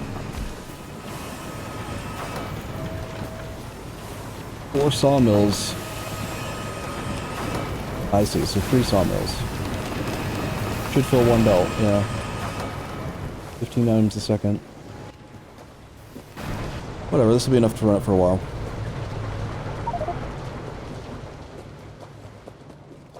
What is the difference between lead moderator and just moderator? Lead moderators can promote moderators. Lead moderators can remove moderators. Lead moderators are awesomer, and their swords are bigger. And their penises, too. Hee hee hee. About the size of their peepee. In fact, from EU4, right? Obviously. I'm not a super vulgar crass person, I swear. I swear. I'm providing you with no evidence to the contrary, but... or in support of this claim.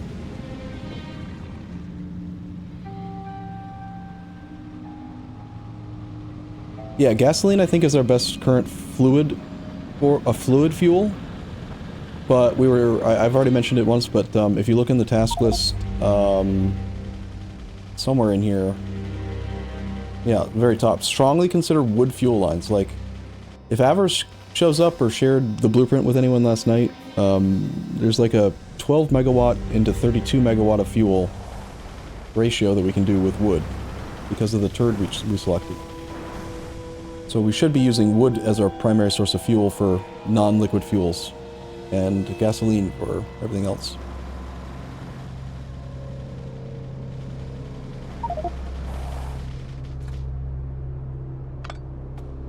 Where we're making gasoline, easiest way, especially on this I've found with this mod, just go to the map, Control F, gasoline. We're making 16 machines are making gasoline over there. There's 40,000 gasoline in a sinkhole. 4.4K? No. Wait, does that mean we're pouring gasoline into a sinkhole and it's gone? There's 4,500 gasoline in a hole in the ground.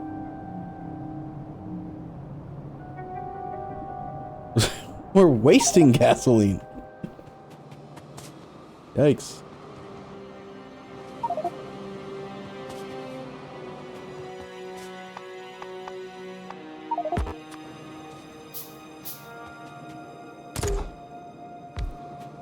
Well, I still think we shouldn't be wasting it. I mean, it's gasoline. It's flammable, don't you know?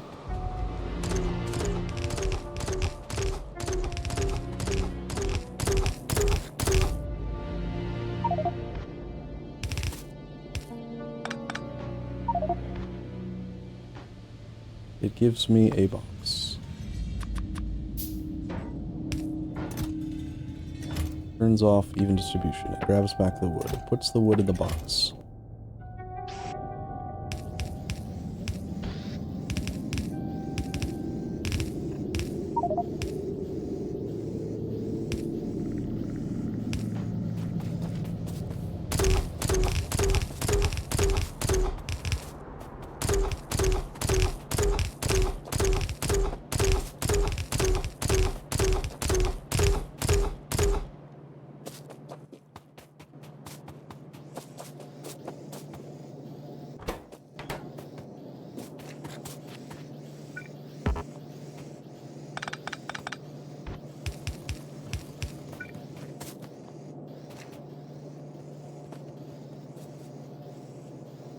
Alright, I didn't actually check the math on this thing. We might not actually need it to be this long, because this is not a vanilla recipe. Normally it would take one ore. Instead it takes like 5 per craft or something. Maybe not. 0.5 per second.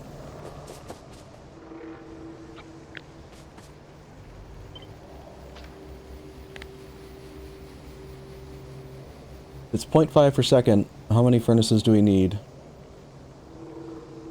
For 7.5 consumption. 7.5 divided by 0.5. Needs to be 15 furnaces long. That's to here. It stops here.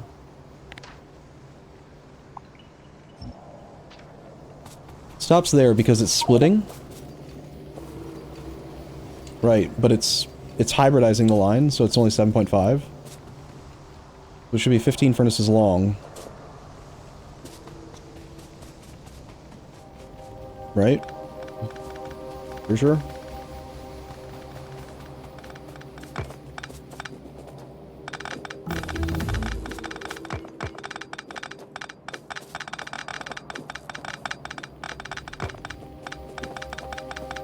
Yeah, it's 7.5 processed ore per second times 2 lanes, then re-merged back into a single belt. So we can maybe get another one of these working.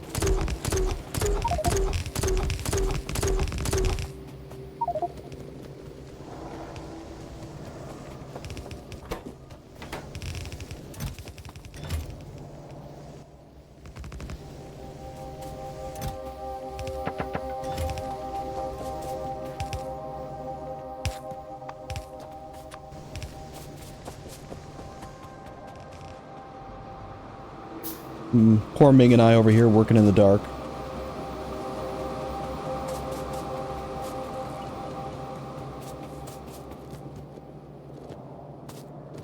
Oh, that's a weird phrase.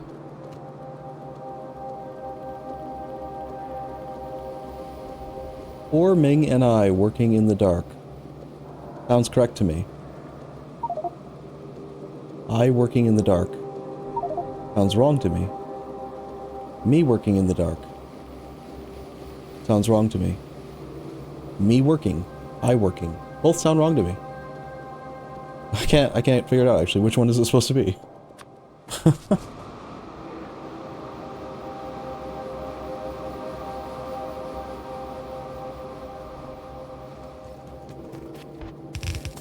If it was just Ming and I are working in the dark. That yeah, it's Ming, it's gotta be that way.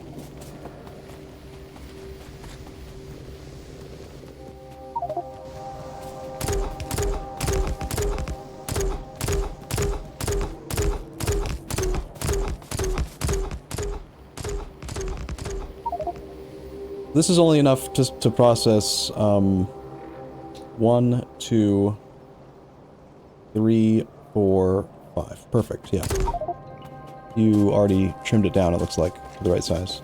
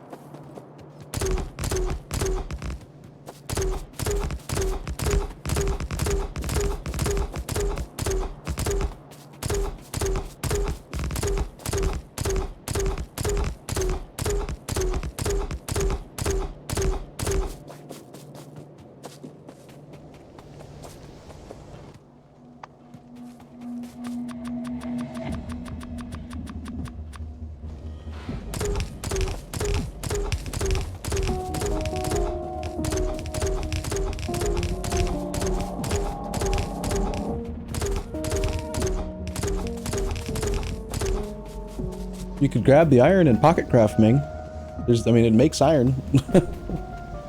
This is part of the advantage to being here, is that we get a lot of iron coming in. I'm out of copper, though. Damn it.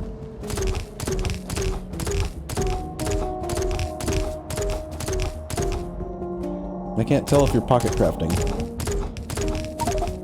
You have to be handy hands. ADHD hands.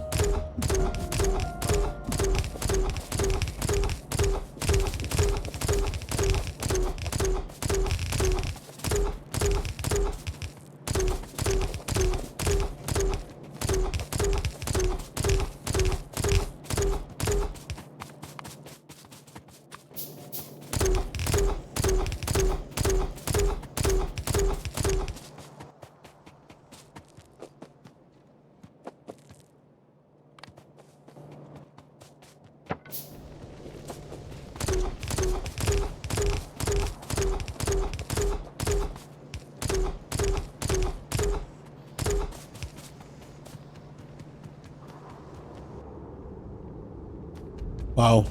Still need a huge amount of inserters.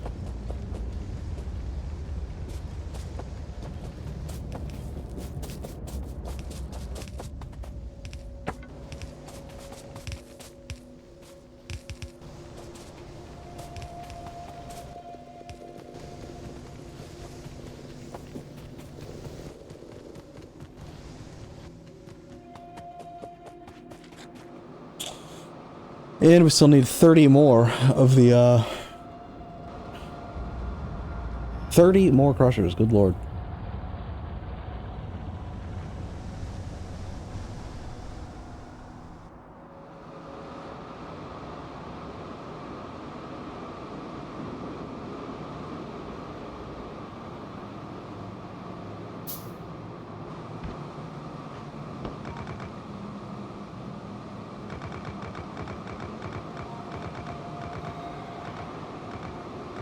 I'll admit now that this was a bad idea. It's hard to run through this area.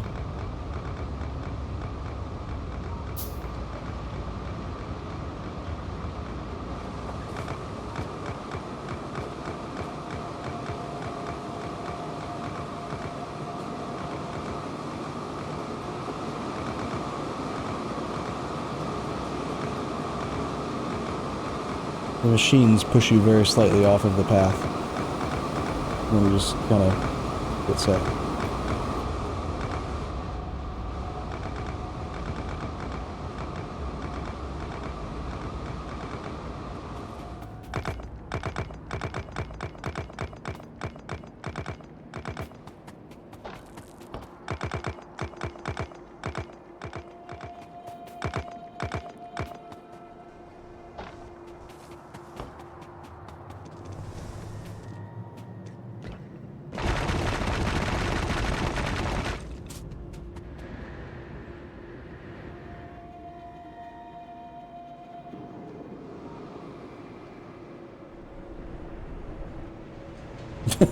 Beautiful. Diagonal. At least if you make it a nice fat wide diagonal path, it's not that hard to do it.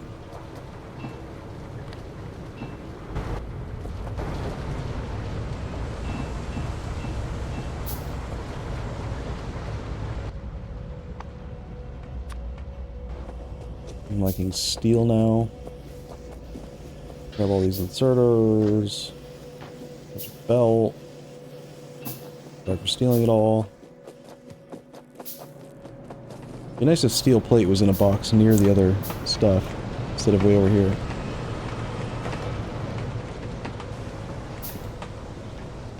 I keep on getting more and more impressed with the truth to the claim that the mod itself makes about how a mega base is not optional. Like, this sense of scale that I'm getting, for like how big the base will eventually be is getting up there. This is only the second, we're only on the second science pack, and I wouldn't even say it's like done well, and this feels, look how freaking far we've explored already, actually.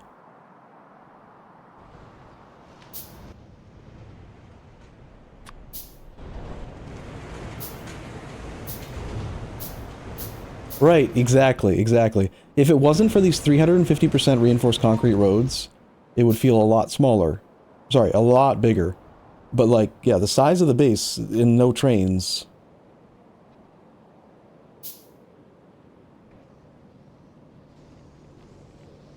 Yeah, it boggles the mind. Nowhere near enough steam or steel. Bum bum bum.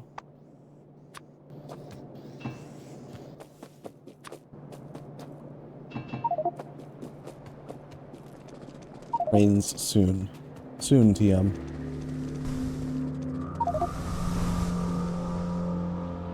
I brought as much metal as I could find and a whole bunch of copper plates. I'm just gonna give you half of it all, Ming, so you can make your hands useful.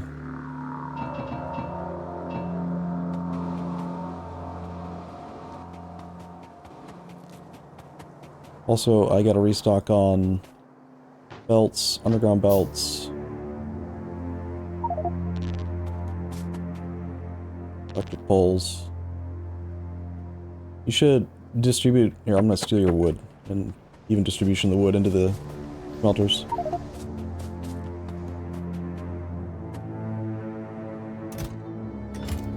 Just a lot easier to do it directly, instead of putting it into the box.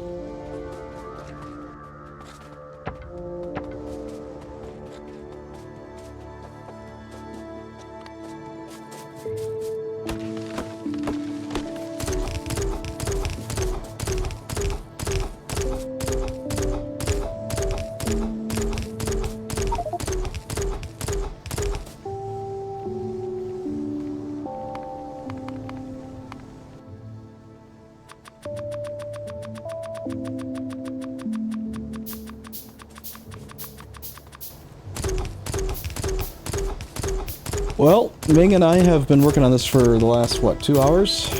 This is, 72 iron plate per second. 5 full plate of iron plate. 5 full belt of iron plate. Up and running, smelted. Although it does not have enough wood, enough long-term fuel supply. So that's the next project. Figure out how to supply it with permanent non-ashed fuel. Although, perhaps it would have been logical to... Oh god, I feel like a dumbass.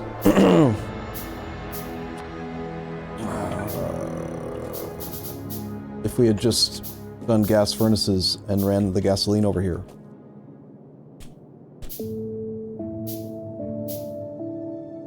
We have gasoline going into a pit because we have too much. We should just be using gas furnaces.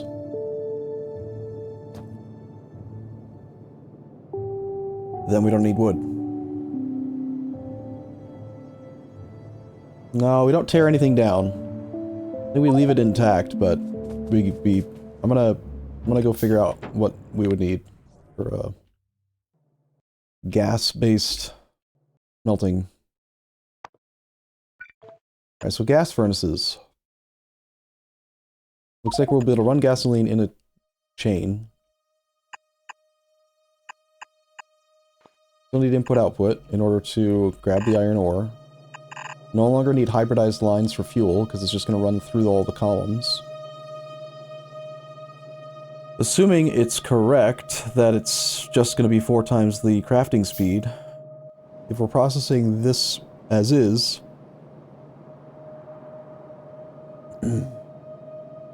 Oh. I was wrong. It's not 72 iron plate per second. It's 72 processed ore a second. And then about a third of that in plate because of the ratio of conversion right now. But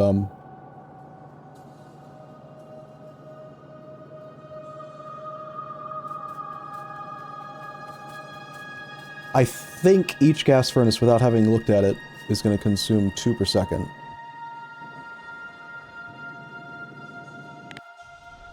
Which I guess I could actually just test if I make a infinity pipe. Do like infinity pipe up here. Tell it to hold gas, lean. Gas. Oops. Gasoline. Thank you.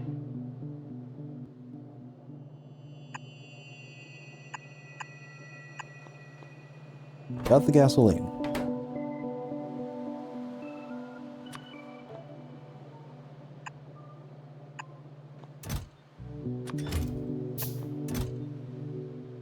We'll put processed iron ore into this.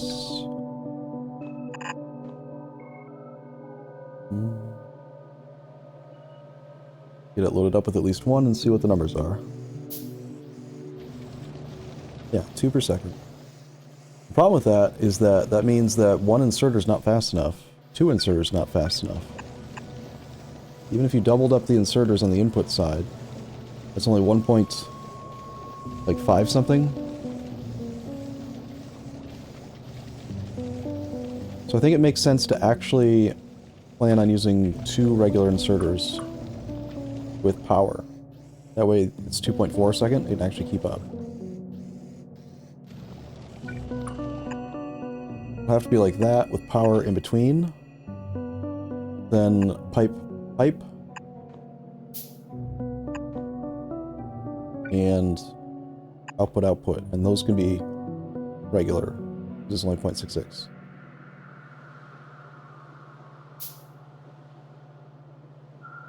So with just 2 gas furnaces, that's going to consume 4 per second. This belt is providing 15. Let's just call it 16. So this should be 4. 4 of this.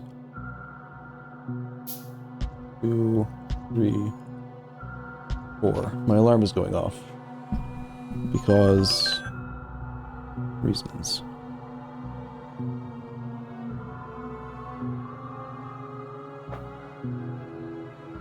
And then I just have to deal with the output being balanced, with some of them being nearsighted, some being farsighted.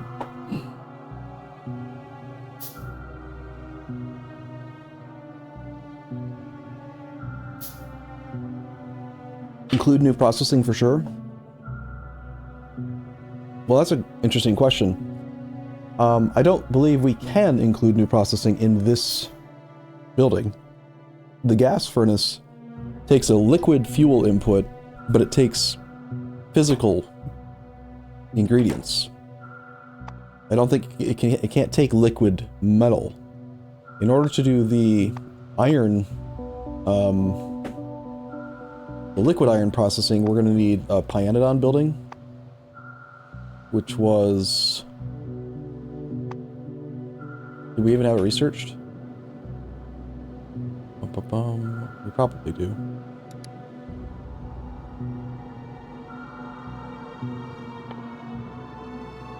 Alright, so to make molten iron, we do that in a basic oxygen furnace, and then we cast iron plate in a casting unit Mark 1.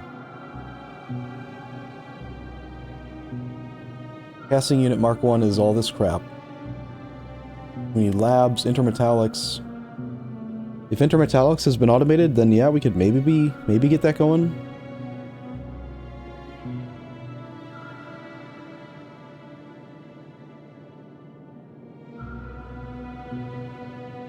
I think this is the more incremental thing. We have lots of gasoline, so I'm just going to make a build that works based off gasoline for now.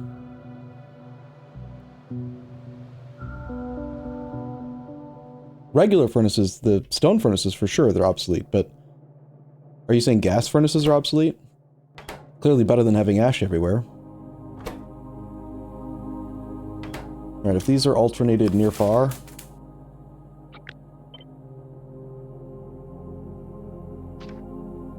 then the yield on this is...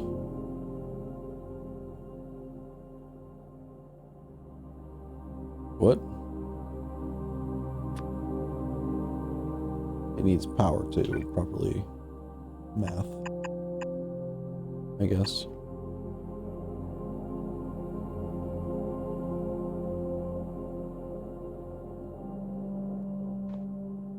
Good power.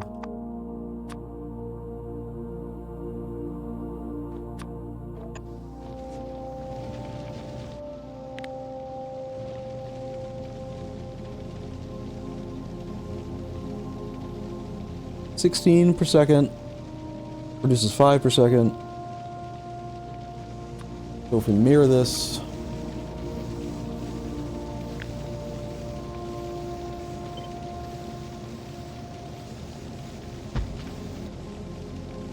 ba bum.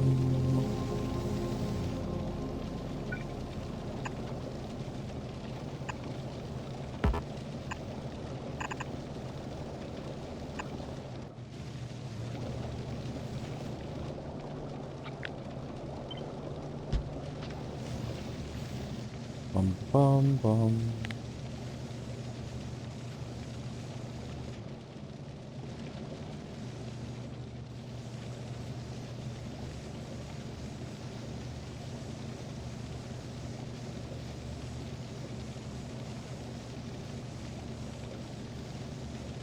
Hmm.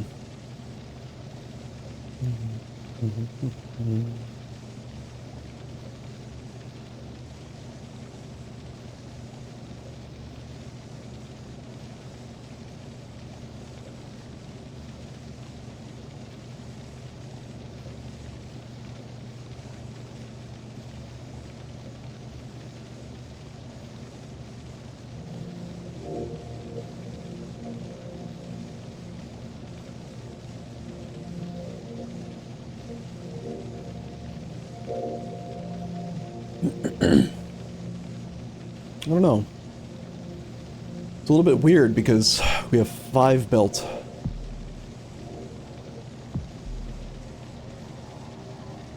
Oh, I have an idea. What if we did a 5 to 6 balancer?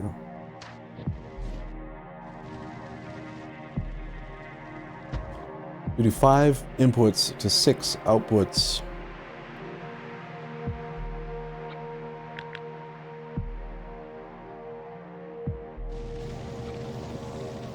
Cut the final machine.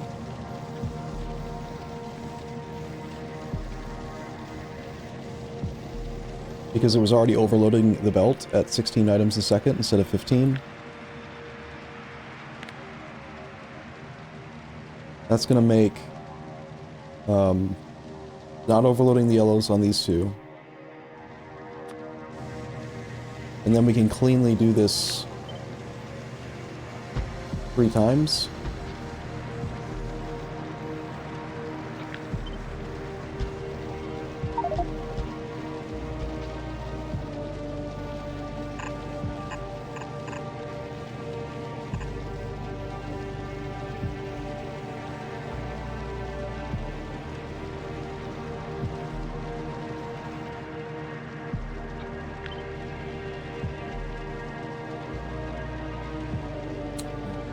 I need more practice with this. What I should do is just not do that, and then just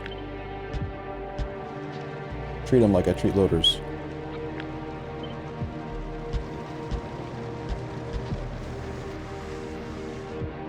So then this thing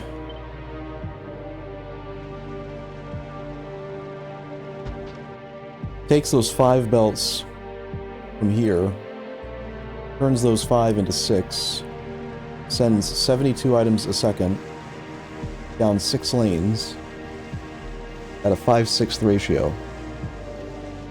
So 72 divided by 6 lanes divided by 5 times 6. So each lane gets 14.4 items a second.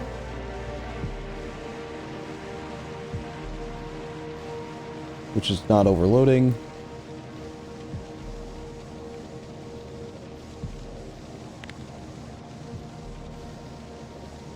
And in the end,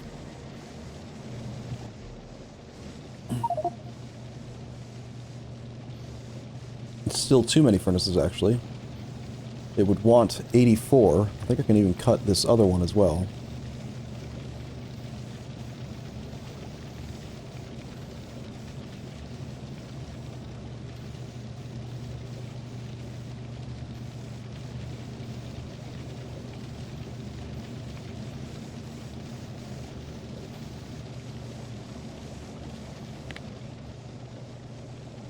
Perfect.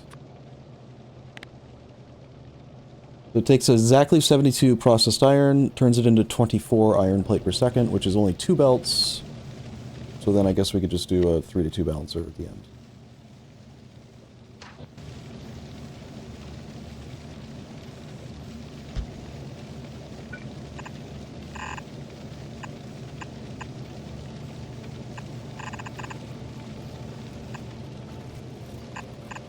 They're not fully loaded. 24 items a second, not 30, but...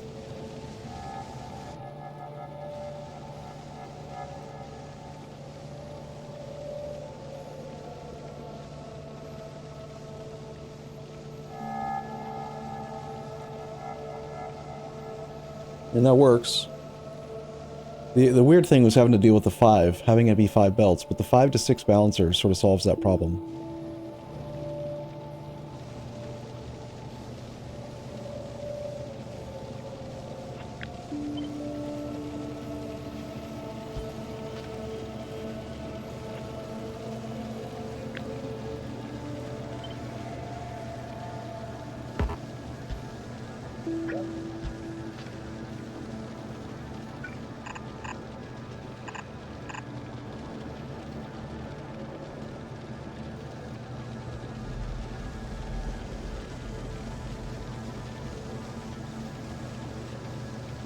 So this isn't really any more efficient. Is there a problem with one of these inserters, or why are you not running? It's just full already. It's not like more efficient to do this, right? It's a smaller build, but there's no gained efficiency in terms of processed iron into processed plate. It's just not having to deal with the logistics of moving around wood or ash. Just taking advantage of the gasoline. The problem is maybe all of this would consume 180 gasoline per minute. No. Per second. Wow.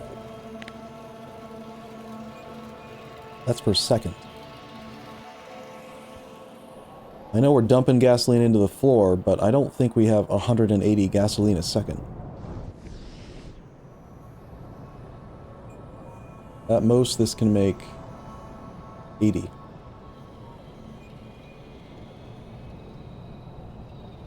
Huh.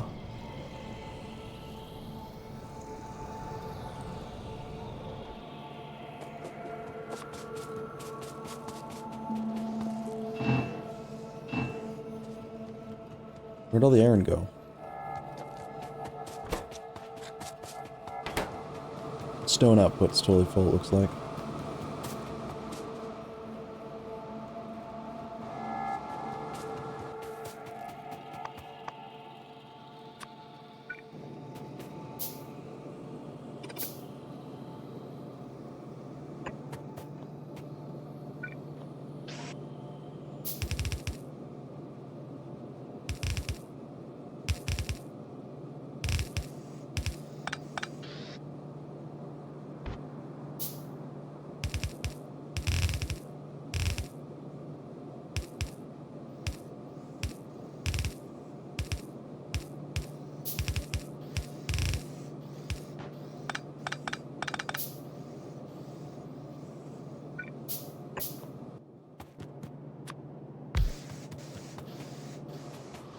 Well, you beast, I've got a job for you. You are going to go to this thing. Fill cargo.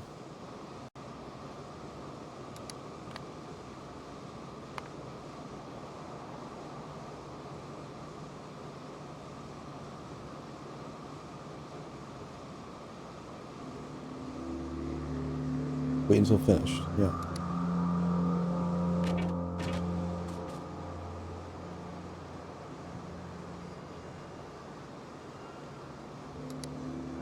What are you doing? Stop that.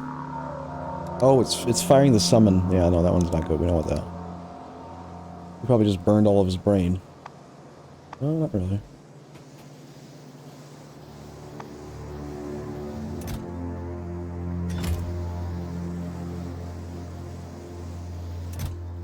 Go get all this dumb stone. Much of it as you can. And then take it where? Does anyone have any kind of stone crushing or stone need anywhere? I've got a caravan that wants a destination for stone.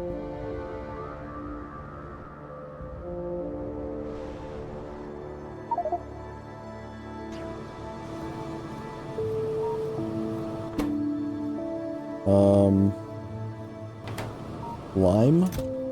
The stone's supposed to go in that box or something, or... There's a full stone belt right next to it, so...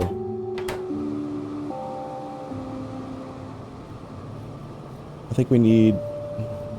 I guess I could send it to wherever that landfill was being made last night.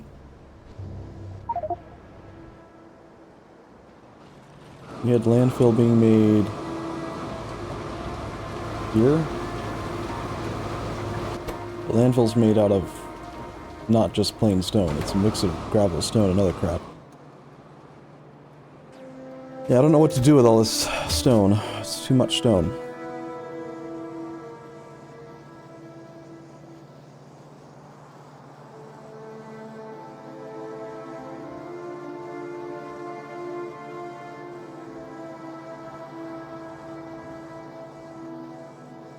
It's not better to make a warehouse in the middle because it'll be slowly with the only caravan? I'm not sure what do you mean?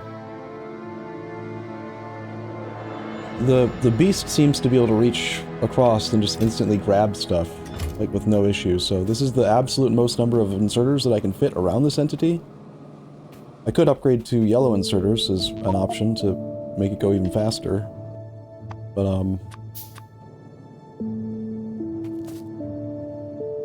okay, yeah, that's fine, Spider, perfect. So when you're ready, either remind me or this caravan guy has the job to fill cargo. All you'll need to do is just add a destination, make your own thing, and then he'll bring stone forever. And he should already be programmed to get food whenever he needs it.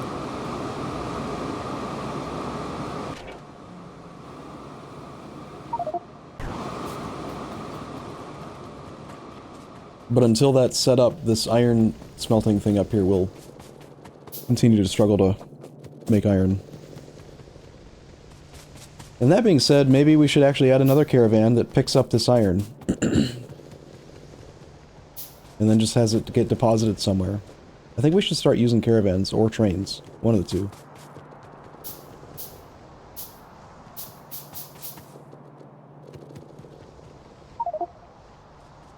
Yeah, we have caravans, but do we have destinations and stuff set up?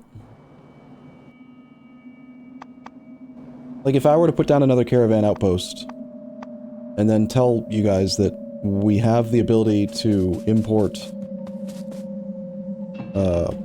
if you want iron plate, it's just, bleh. Can anyone utilize that yet? I would hope so. I like having an infinity chest of iron plate.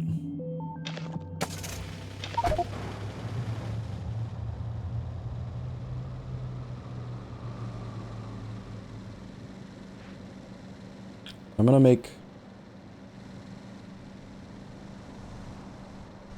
Let's see how many brains we've collected.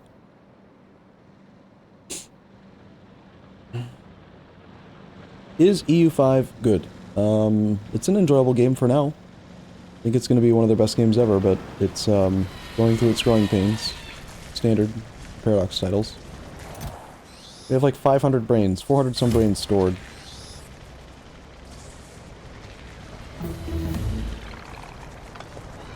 I need...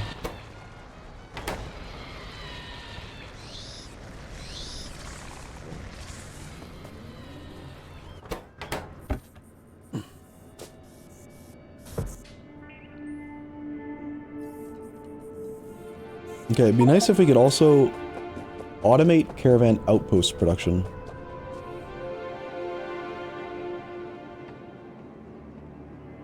I think the main bus concept still sort of holds over here, the one that Ming was planning.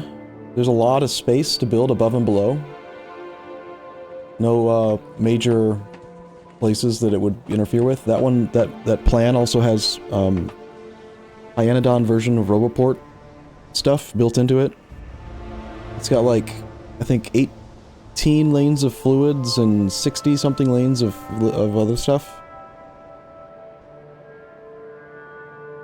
So I think that's the bus, is the answer. I need concrete, just concrete.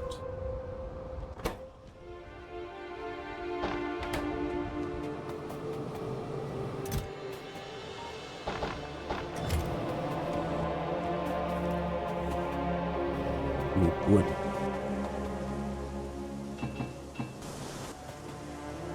Why do I have so many fish?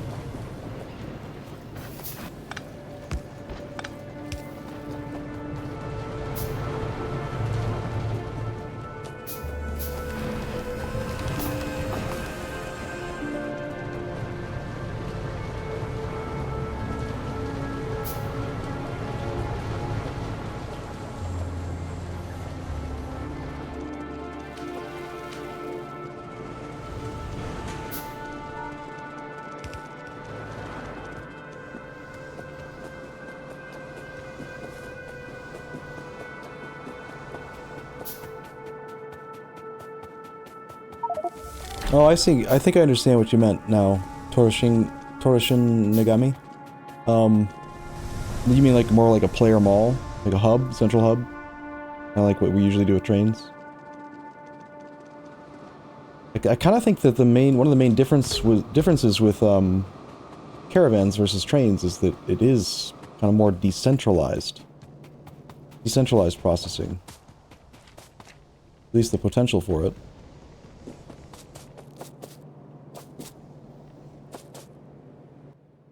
Alright, how many of these do I have? 26.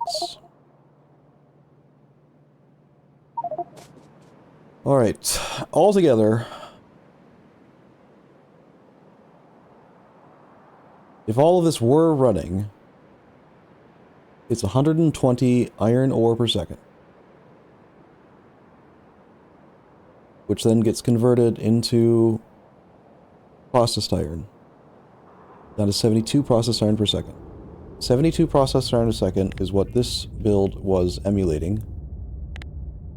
Correct? But whether it is made in furnaces or in stone furnaces, the end output is only 24 iron plate per second. That's just like this. That math doesn't change. It's 72 into 24. So 24 is less than 30, so I could consolidate with a 5-2 belt down from this whole thing, I think. 5-2 belt, right down like here.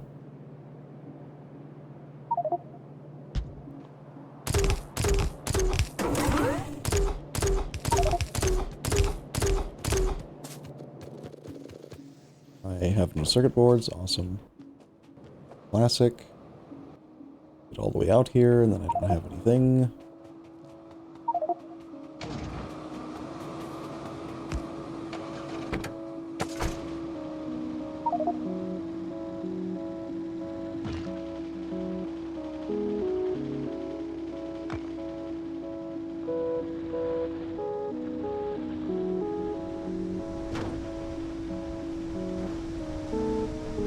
You know what? Trying to use the car is actually slower than just finding the big road.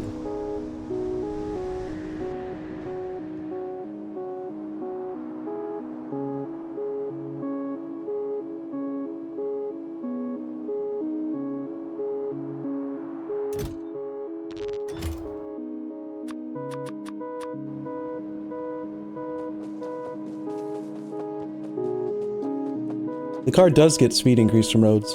The problem is we're still not using like a uniform system for placing. You can definitely go faster in a car on roads, but most of the paths we've built are only 2 width, and it's hard to keep your car straight on that. And we have a plan over here in the bus to make actual dedicated car roads with directionality as well. So like you drive on this lane going right, drive on the top lane going left. And it's got hazard concrete to keep you from accidentally getting off, but we're not there yet. It's not quite implemented.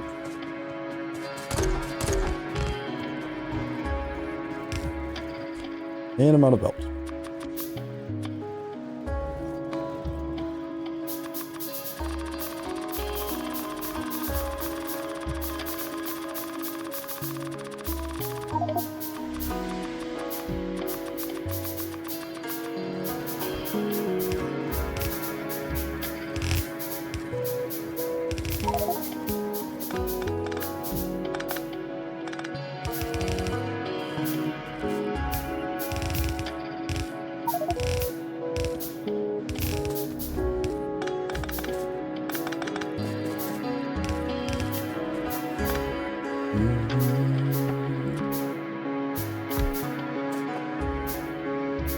Alright, so 24 items a second. If I use... How many did I do around this guy? Altogether, this is 24 inserters. 24 inserters times 0.78 per second can move 18.72. 24 inserters times 1.2 is enough. So if we use yellow inserters, we can get away with one caravan outpost.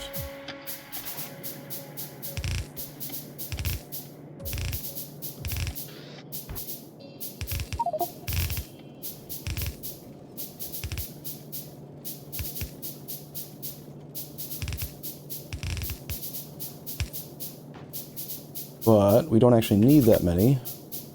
We need just, what, 20, right? 20 times 1.2? Should it be exactly 24? I can save 4 at the end.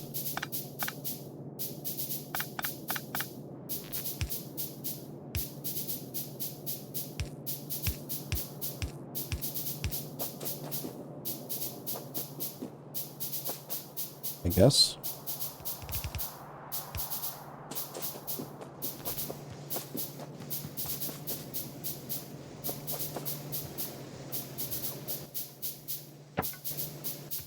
I think that math works, but don't hold me to it.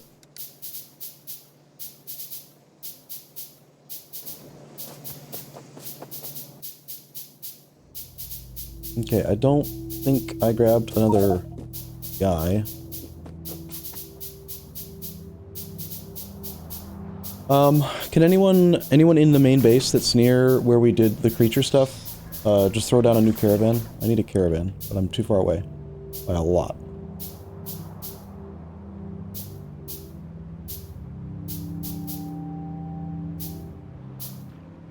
There should be 1 or 2 in a box to the right of this.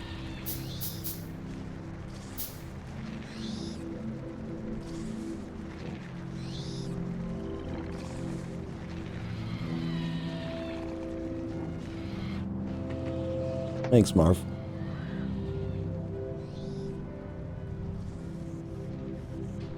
You don't need to do anything other than just grab right out of this box, throw down a caravan, and just place the beast on the world. Perfect. Thank you. I'll give him the collect food interrupt. Shoot. There is one more thing. I guess you can't tell them to go eat. In there, can you grab, like just some brains and put them into his cargo? The food cargo? Sorry.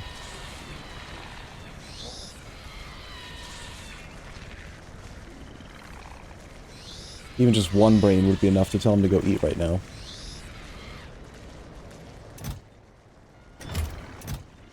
Yep, where it says 41. There's like 141.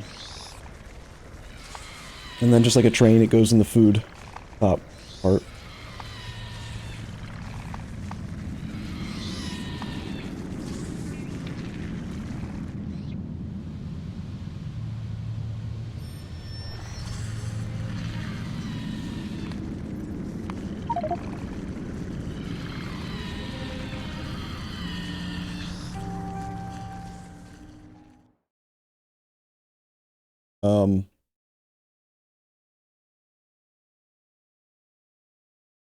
It broke. And it appears to be related to exactly what I was doing with update caravan inventory.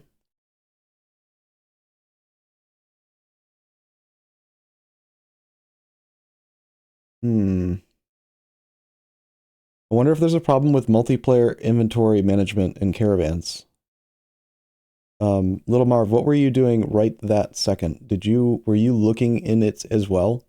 Were we both looking at the same interface? Here's what I think it is. I had his interface open, and then I just the thing I just did is I clicked add a destination, and I think it updated on my end, but because you possibly already had the caravan, like the train schedule essentially open, it was different in two different places at the same time, maybe. Either that or you had just added more brains to its storage or something.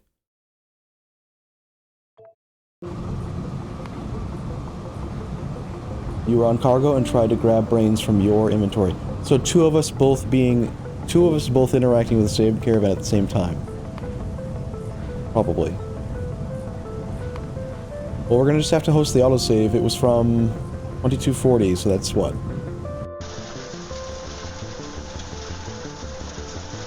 Well, it says 5 minutes ago, in theory.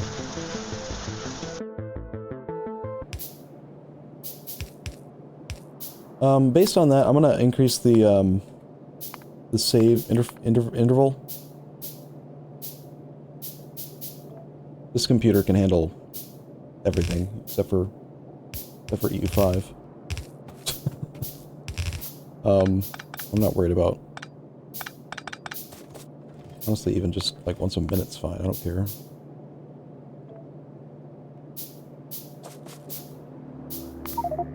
I'll pause so people can get reconnected quicker. So you're not trying to catch up as far.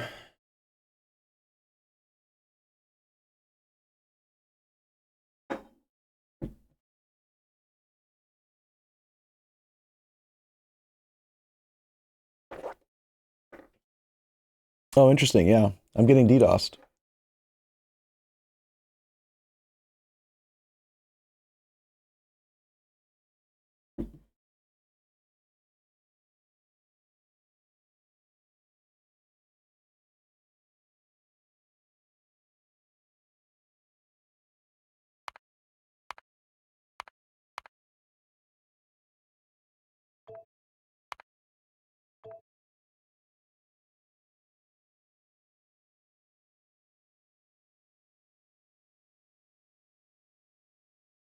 Huh.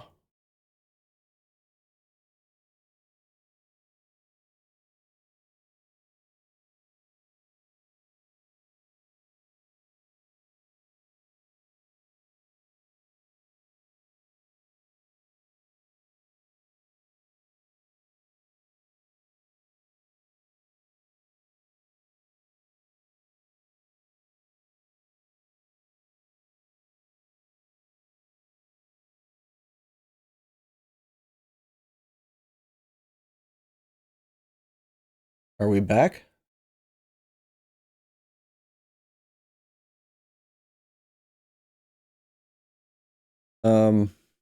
That's concerning.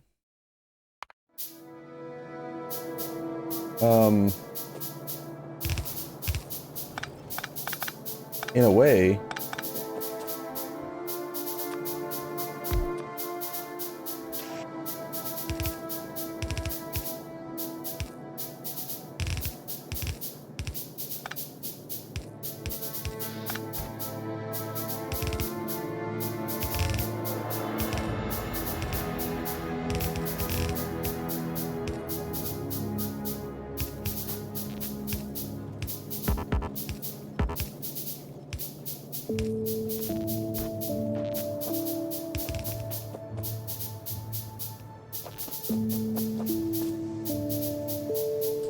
Okay.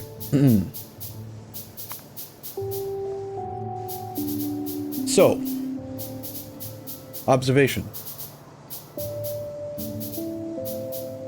Never once has this computer struggled to capture Factorio or E4, my memory. But that thing that just happened with the sudden DDoS was remarkably similar in in the way that it affected the computer. Like, I dropped 6,261 frames, the encoder got overloaded just like it does when I try to play EU5. So that's very concerning in the one hand because, god damn it, but also interesting because data point. Like, what if the entire time it's never been a graphics card issue, it's never been a processor issue? What if it's always been a, what if it's always been a network card issue or something?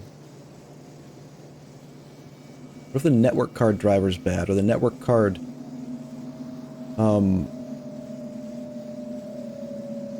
is triggering it all?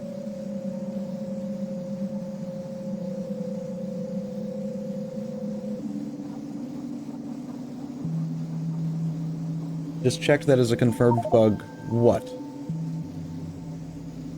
Or what?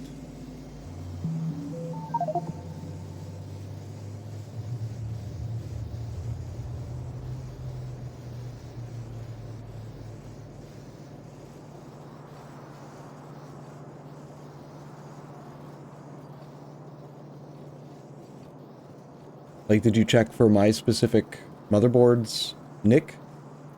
Network interface client, or whatever it's called? The what's the command, Thiefy, if you're available? The command for the computer? Exclamation computer or something?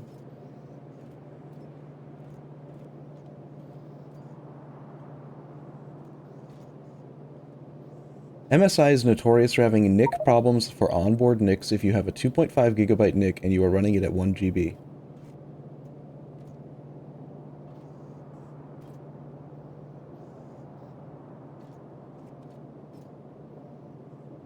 The modem is new. The modem... So, the issue... We're talking about EU5 again. The issue was happening in December, and that was before I got a router, but the router's brand new from Spectrum. I've tested it with or without the router, so it's not that the router's introducing issues. Even when the computer was the only computer connected directly to the back of the modem, it was the same problem. But now I'm suspicious of the network interface, the network card.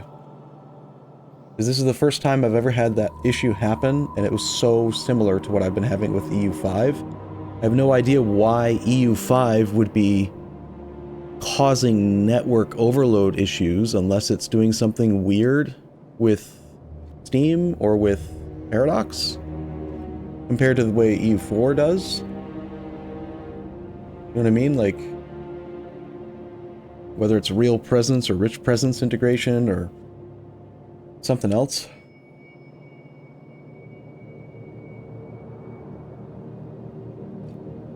Okay, so, for M9 N6. You got me excited. I thought you meant that there was a confirmed crash, like, bug for network cards. You're saying it's a confirmed bug with Caravan multiplayer. Okay.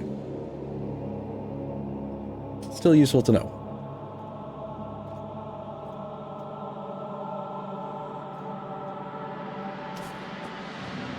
Does the manufacturer have a firmware update for it? I'm not sure. Let me check. Let me see if I can even remember how to do that. I'm kind of out of new computer processing mode, but I've got the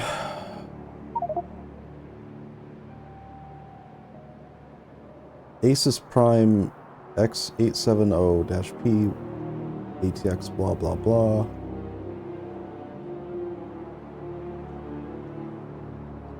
So Asus Prime X870-P. This is the manufacturer's site for this one. Support.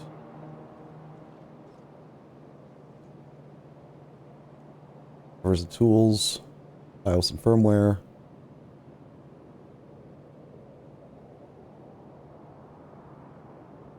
So when I first built the computer, one of the first things I did was go through and do all of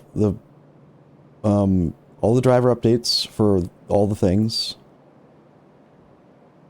I don't recall I did flash the BIOS for the motherboard because back when I thought that the computer couldn't turn on, the BIOS has been flashed. I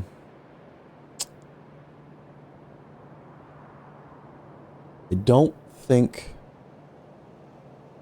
I did anything in the firmware section.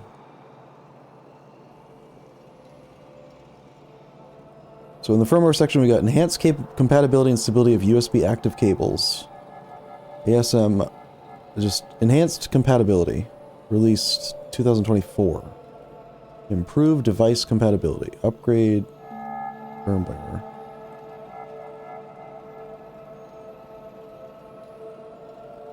I don't know. I don't know if this would help.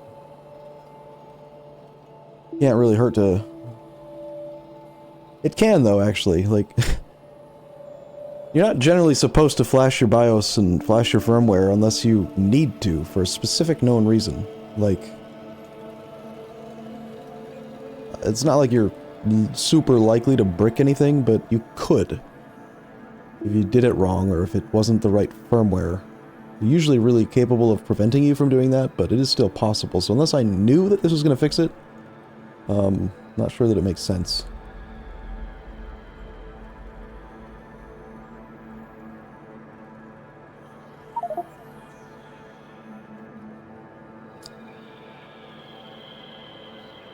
There was an update on December 31st to the LAN,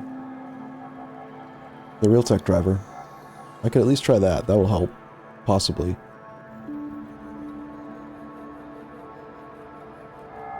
There's also an update on Jet on the 31st for the chips. I'll just update all of them again, actually. It's like they pushed a lot of stuff through in December.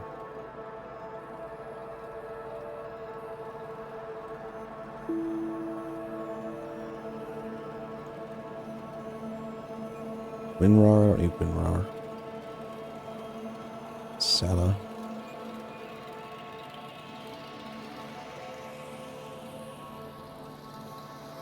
Alright, well. Damn. Suddenly my hopes were up, but now they're dashed.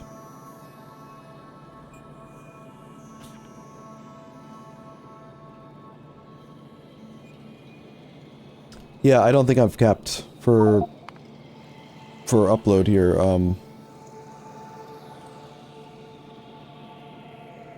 That's on a game creation setting screen.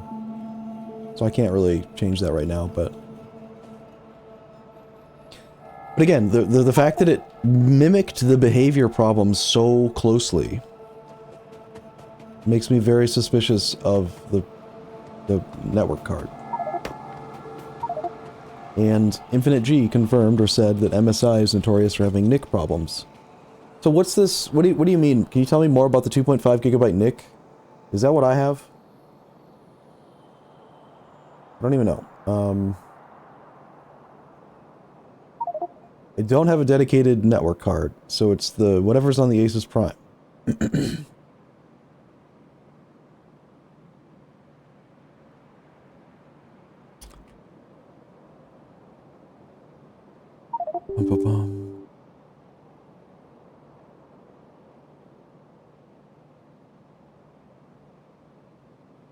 Somewhere on this screen it should say words that mean something to someone about the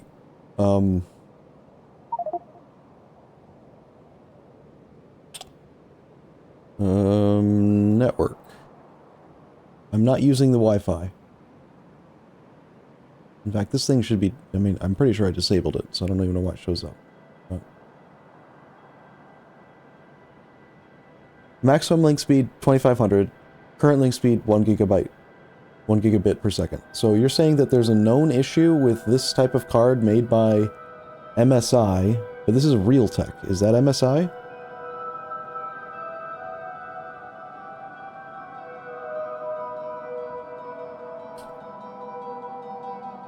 The Intel 2.5 gigabyte NIC on the MSI boards really dislikes running at 1G. That I think I've identified that that's what's happening for me right now. Assuming that this is MSI, I don't know what MSI is. Is it a brand? Is it a company? Is it a... If it can run at 2500, why is it defaulting to 1?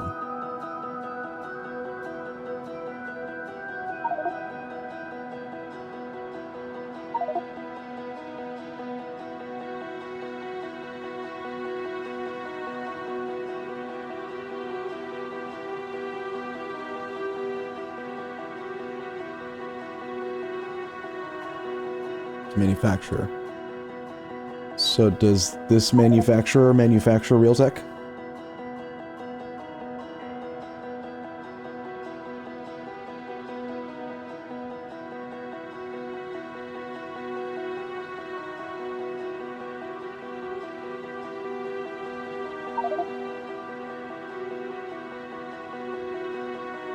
If I wanted to change it,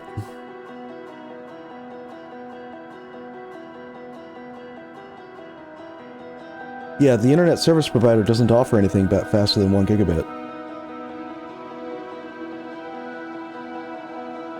And technically, I don't think I have a switch. I just have a modem and a router. A switch is a specific term for a non-broadcast network connection, right? It's not a router. I actually do also have a network switch that I could use to, like, you know, send more cables to more computers and stuff. Infinite G, I think you can send it here. Pretty sure, but if not, I'll permit.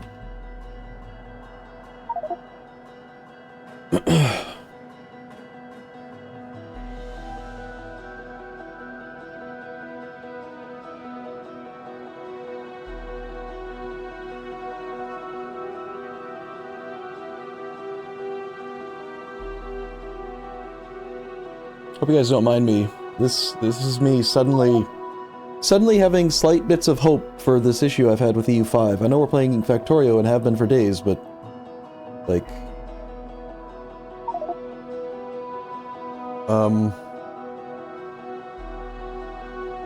this was posted back in 2024, so it's a year old, but discovered that clock frequency CPU load had a lot to do with packet loss. CPU scaling in different states affecting reliability.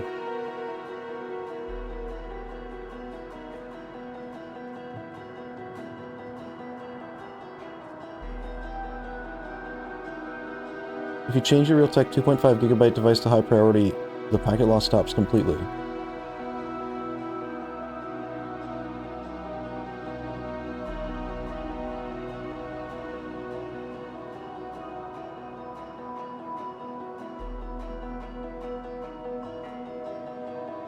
That's it. Finally enjoy reliable gaming adapter from Realtek that they still haven't fixed now years later despite the issues being well known and reported globally. One can only wonder why Realtek hasn't figured it out yet. It should be relatively easy for them to set something like this and fix the driver.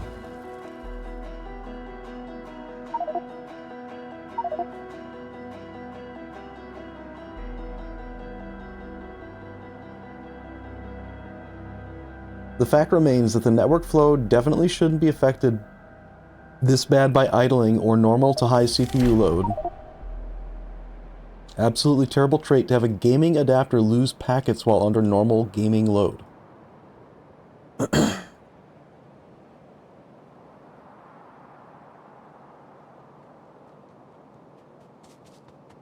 Yeah,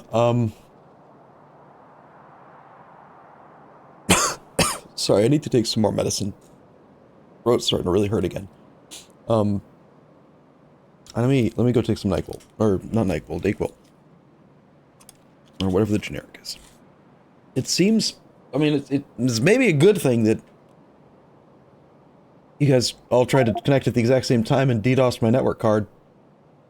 Because I can confirm, I know for sure, I do not have upload limits set. And again, if you missed what had happened, the functional effect of that many people trying to reconnect and download however big the save file is, how big is it now anyway? It's not that big.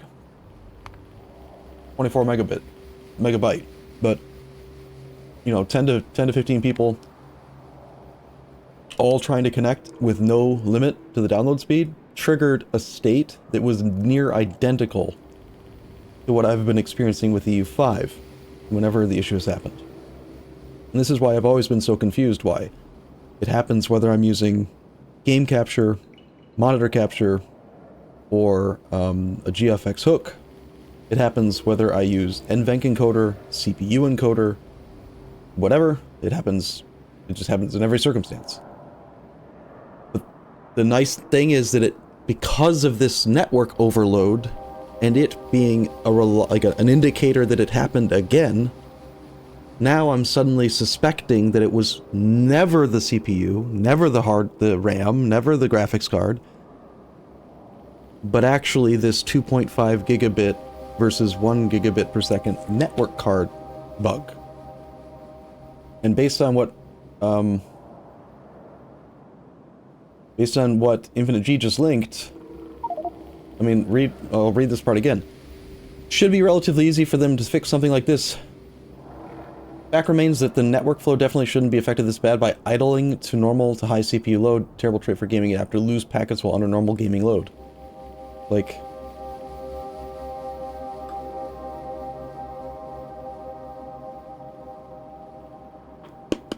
So I'm sure somewhere in this big list of words is a set of instructions to actually fix it, or change it, or something. That'll be the next thing, but first I need medicine. Yes, it only happens when I stream. So far, only happens when I stream, and up until just now, it only happened on EU5.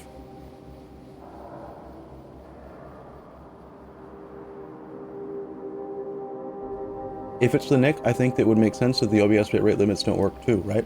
Yeah. That's the thing. OBS freaks out and decides to suddenly upload 24 to 35,000 kilobits a second to Twitch. And then Twitch says, no, you're not allowed to do that. So it throttles the connection and kicks me off. And then OBS tries to catch up, but it can't.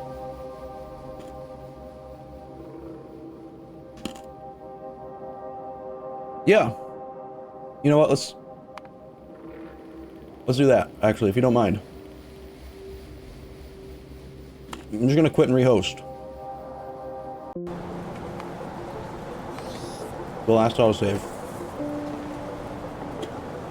Or, no. You guys shouldn't have a copy of this, so... Everyone connect. Go.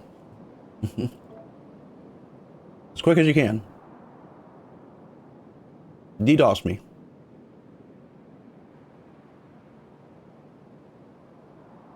Down. Gone. Broke.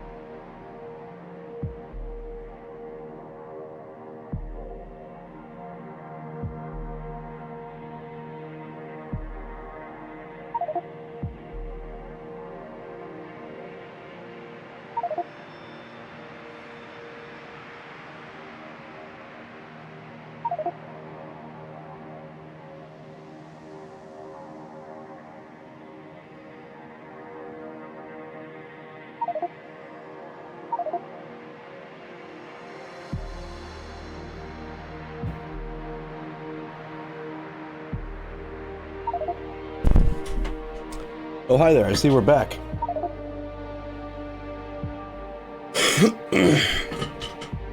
Okay, just had some thoughts. I just went and took some more medicine. So, if I think back to playing EU5, as I had said many times while trying to stream it for the first couple weeks, I had no performance problems with EU5 itself at all in the couple 2-3 weeks that I had it before release. So I was really surprised when I had issues streaming it. It made no sense to me. Like, the game ran perfectly fine in single player. I had no issues. And every hardware test I could do, this computer did totally fine, like incredibly well. It's like a 99th percentile CPU. Sorry, 99th percentile in terms of game performance computer. Like, it's very good. It's a very good computer. Ugh.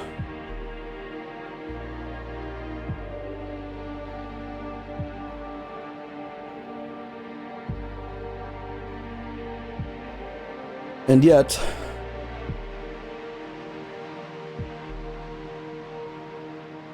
while streaming and while playing the game, that would fall under the category of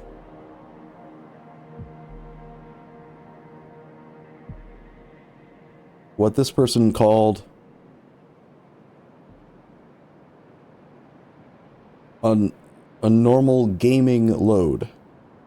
So, while gaming, while streaming, while doing the things, we tried all kinds of stuff like increasing processor priority to OBS, running it with administrator privileges, doing all this other, you know, all this settings and crap. But, someone is blowing up my phone right now, and it's got to be someone...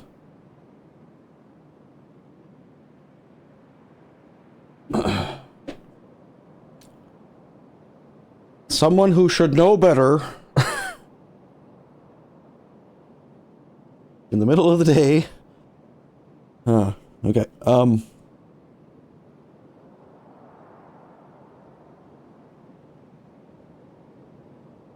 I have never in my life experienced Wi-Fi being better than wired. But I don't know, maybe. So now I'm trying to like re-articulate in my head at least like how this may have worked. So what if every time that I thought that the graphics card was not doing its job, or the RAM wasn't doing its job, or the CPU wasn't being able to keep up, or whatever, what if instead it was none of those things, and it was that Windows or the Realtek MSI network, what does NIC stand for? I swear to God, why do people send 6 texts in a row instead of 1? Just send 1 bigger text.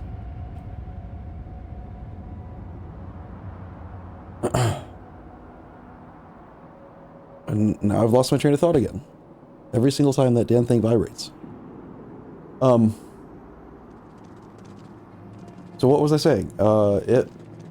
Every time I thought it was that thing, what if instead it was that because the computer itself was under a normal gaming load, it decided to just not let the Realtek driver, the NIC, NIC, whatever that thing stands for, the network interface card, have enough processor priority, so it got dropped in favor of other things, which then would cause OBS to be like, the fuck? I'm trying to upload. I'm trying to give data to Twitch. And it's like, sorry, no, I'm not going to give you enough processor priority, so we're just going to not do that. So what does OBS do? It's got this data that it needs to send, but it can't send it, which could theoretically explain it spiking to higher bit rates than it's supposed to, because it can't give the data away, because the NIC isn't being used. Which then causes Twitch to disconnect the connection because you're trying to send too much data per second. It kind of maybe all fits, but I'm also just fairly optimistic, so I don't know. But this is something we never actually tried, so where's the answer in this?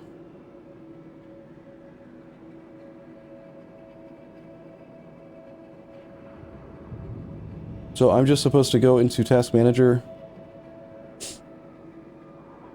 find the Realtek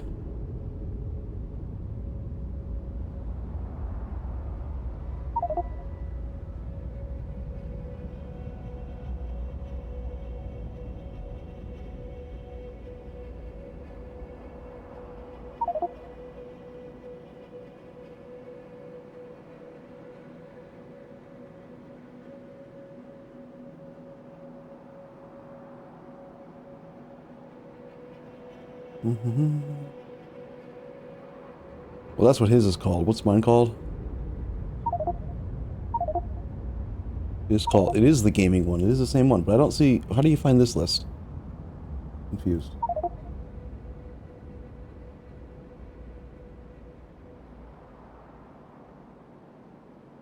I don't trust apps. Not... I don't like... I mean, it's not that I don't trust the link that someone had sent, it's just like... It's an extra security layer that, like, I've learned over years to just... I don't generally trust standalone apps, like, usually, but... Sure.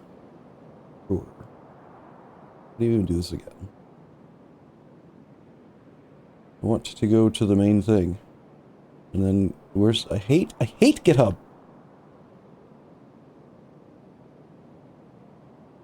GitHub is just so awkward to use for non-coders, like... And I know they do it on purpose. They definitely do it on purpose. This? You're supposed to click over here? God.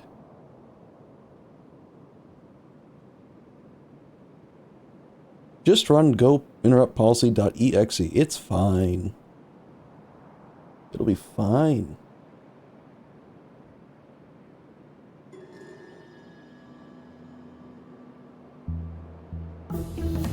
Windows protected your PC.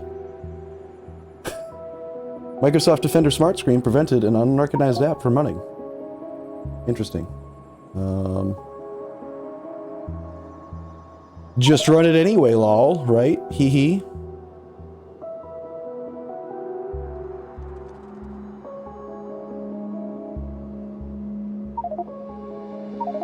Publisher unknown. Run anyway. Alright, well, if I lose my YouTube account again, we'll see what happens.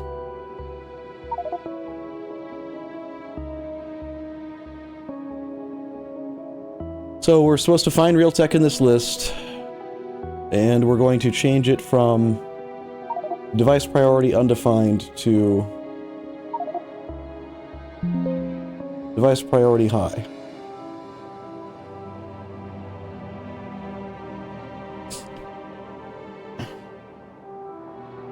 And that's it?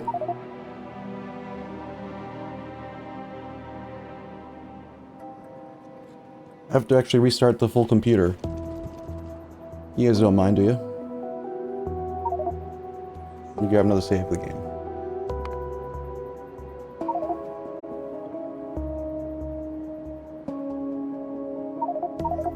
BRB.